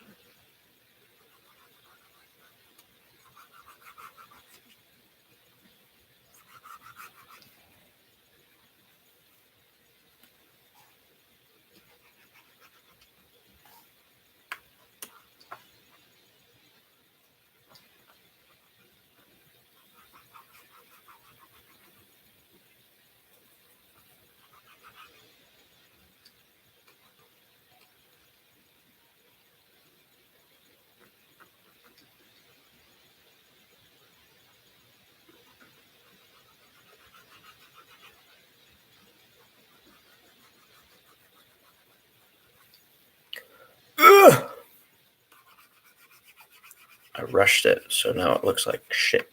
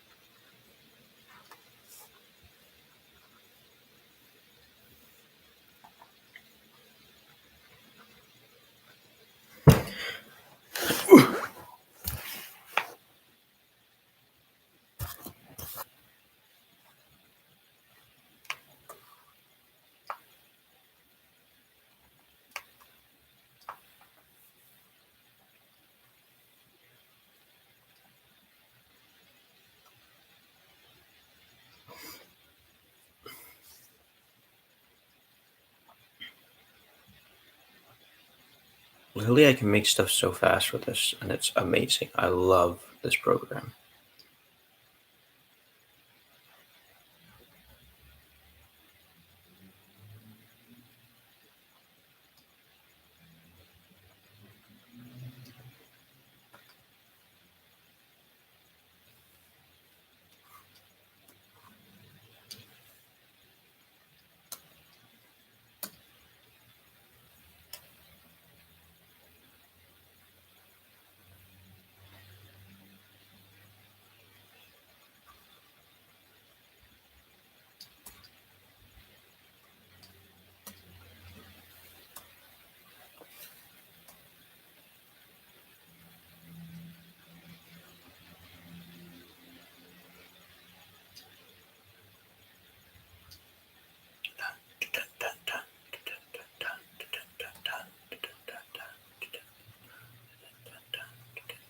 dun, dun, dun, dun.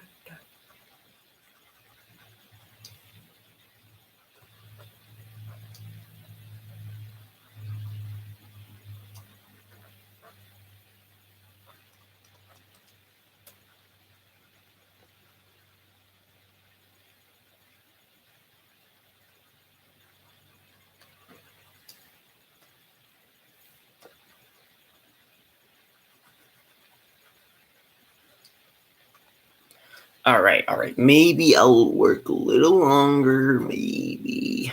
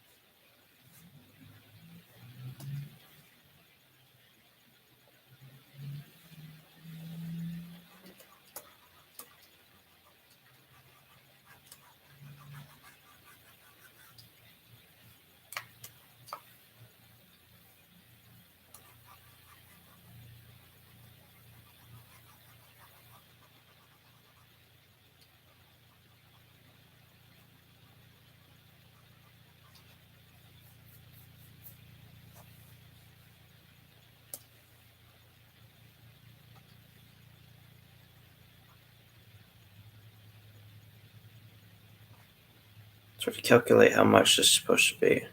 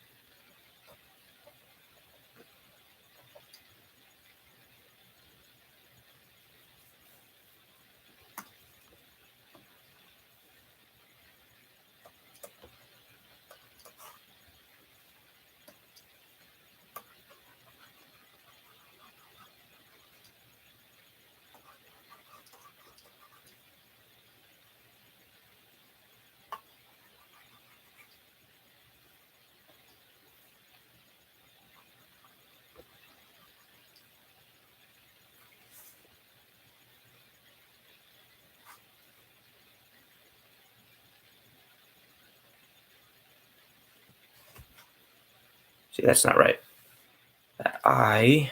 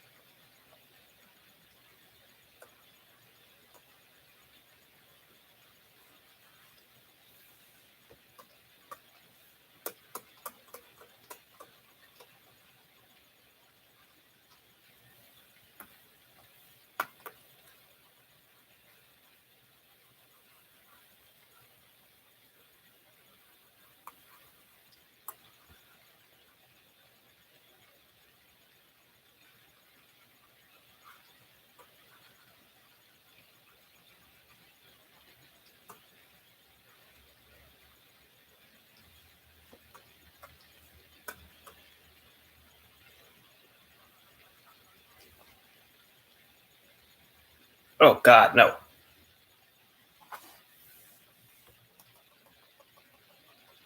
It's too bright.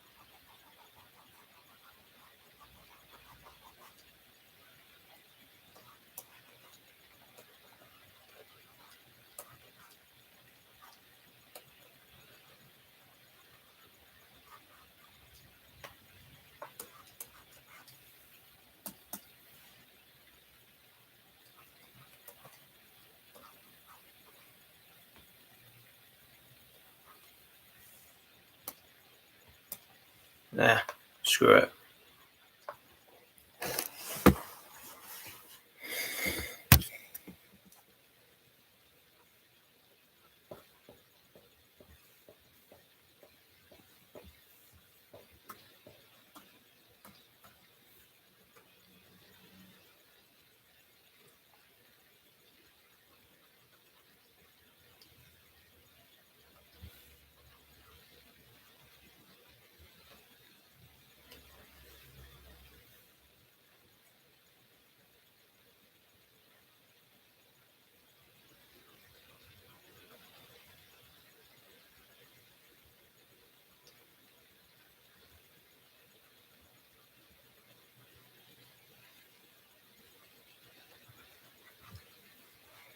All right.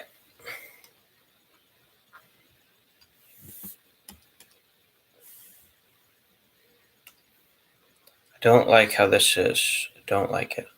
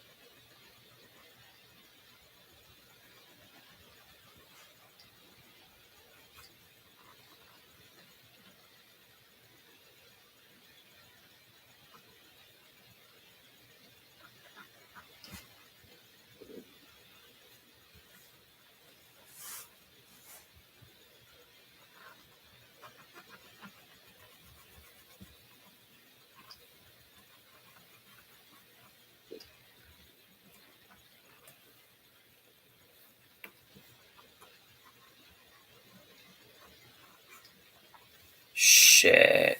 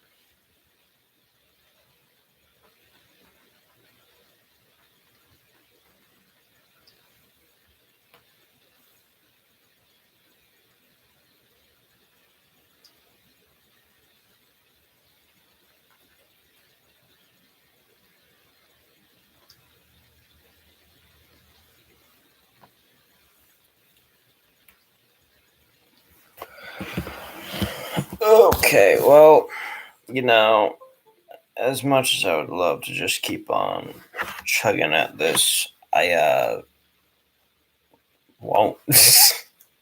So, toodaloo. Yeah. Follow my Instagram, Incendium Aurum, INCNDIUMAURUM. And then my email is enigmaticartlv@gmail.com.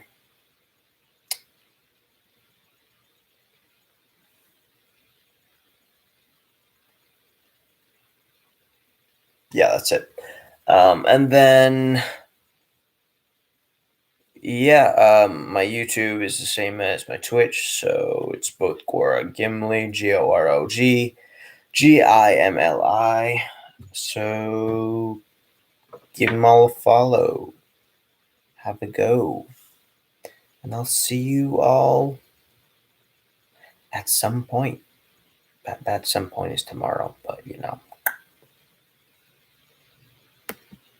I do what I want. So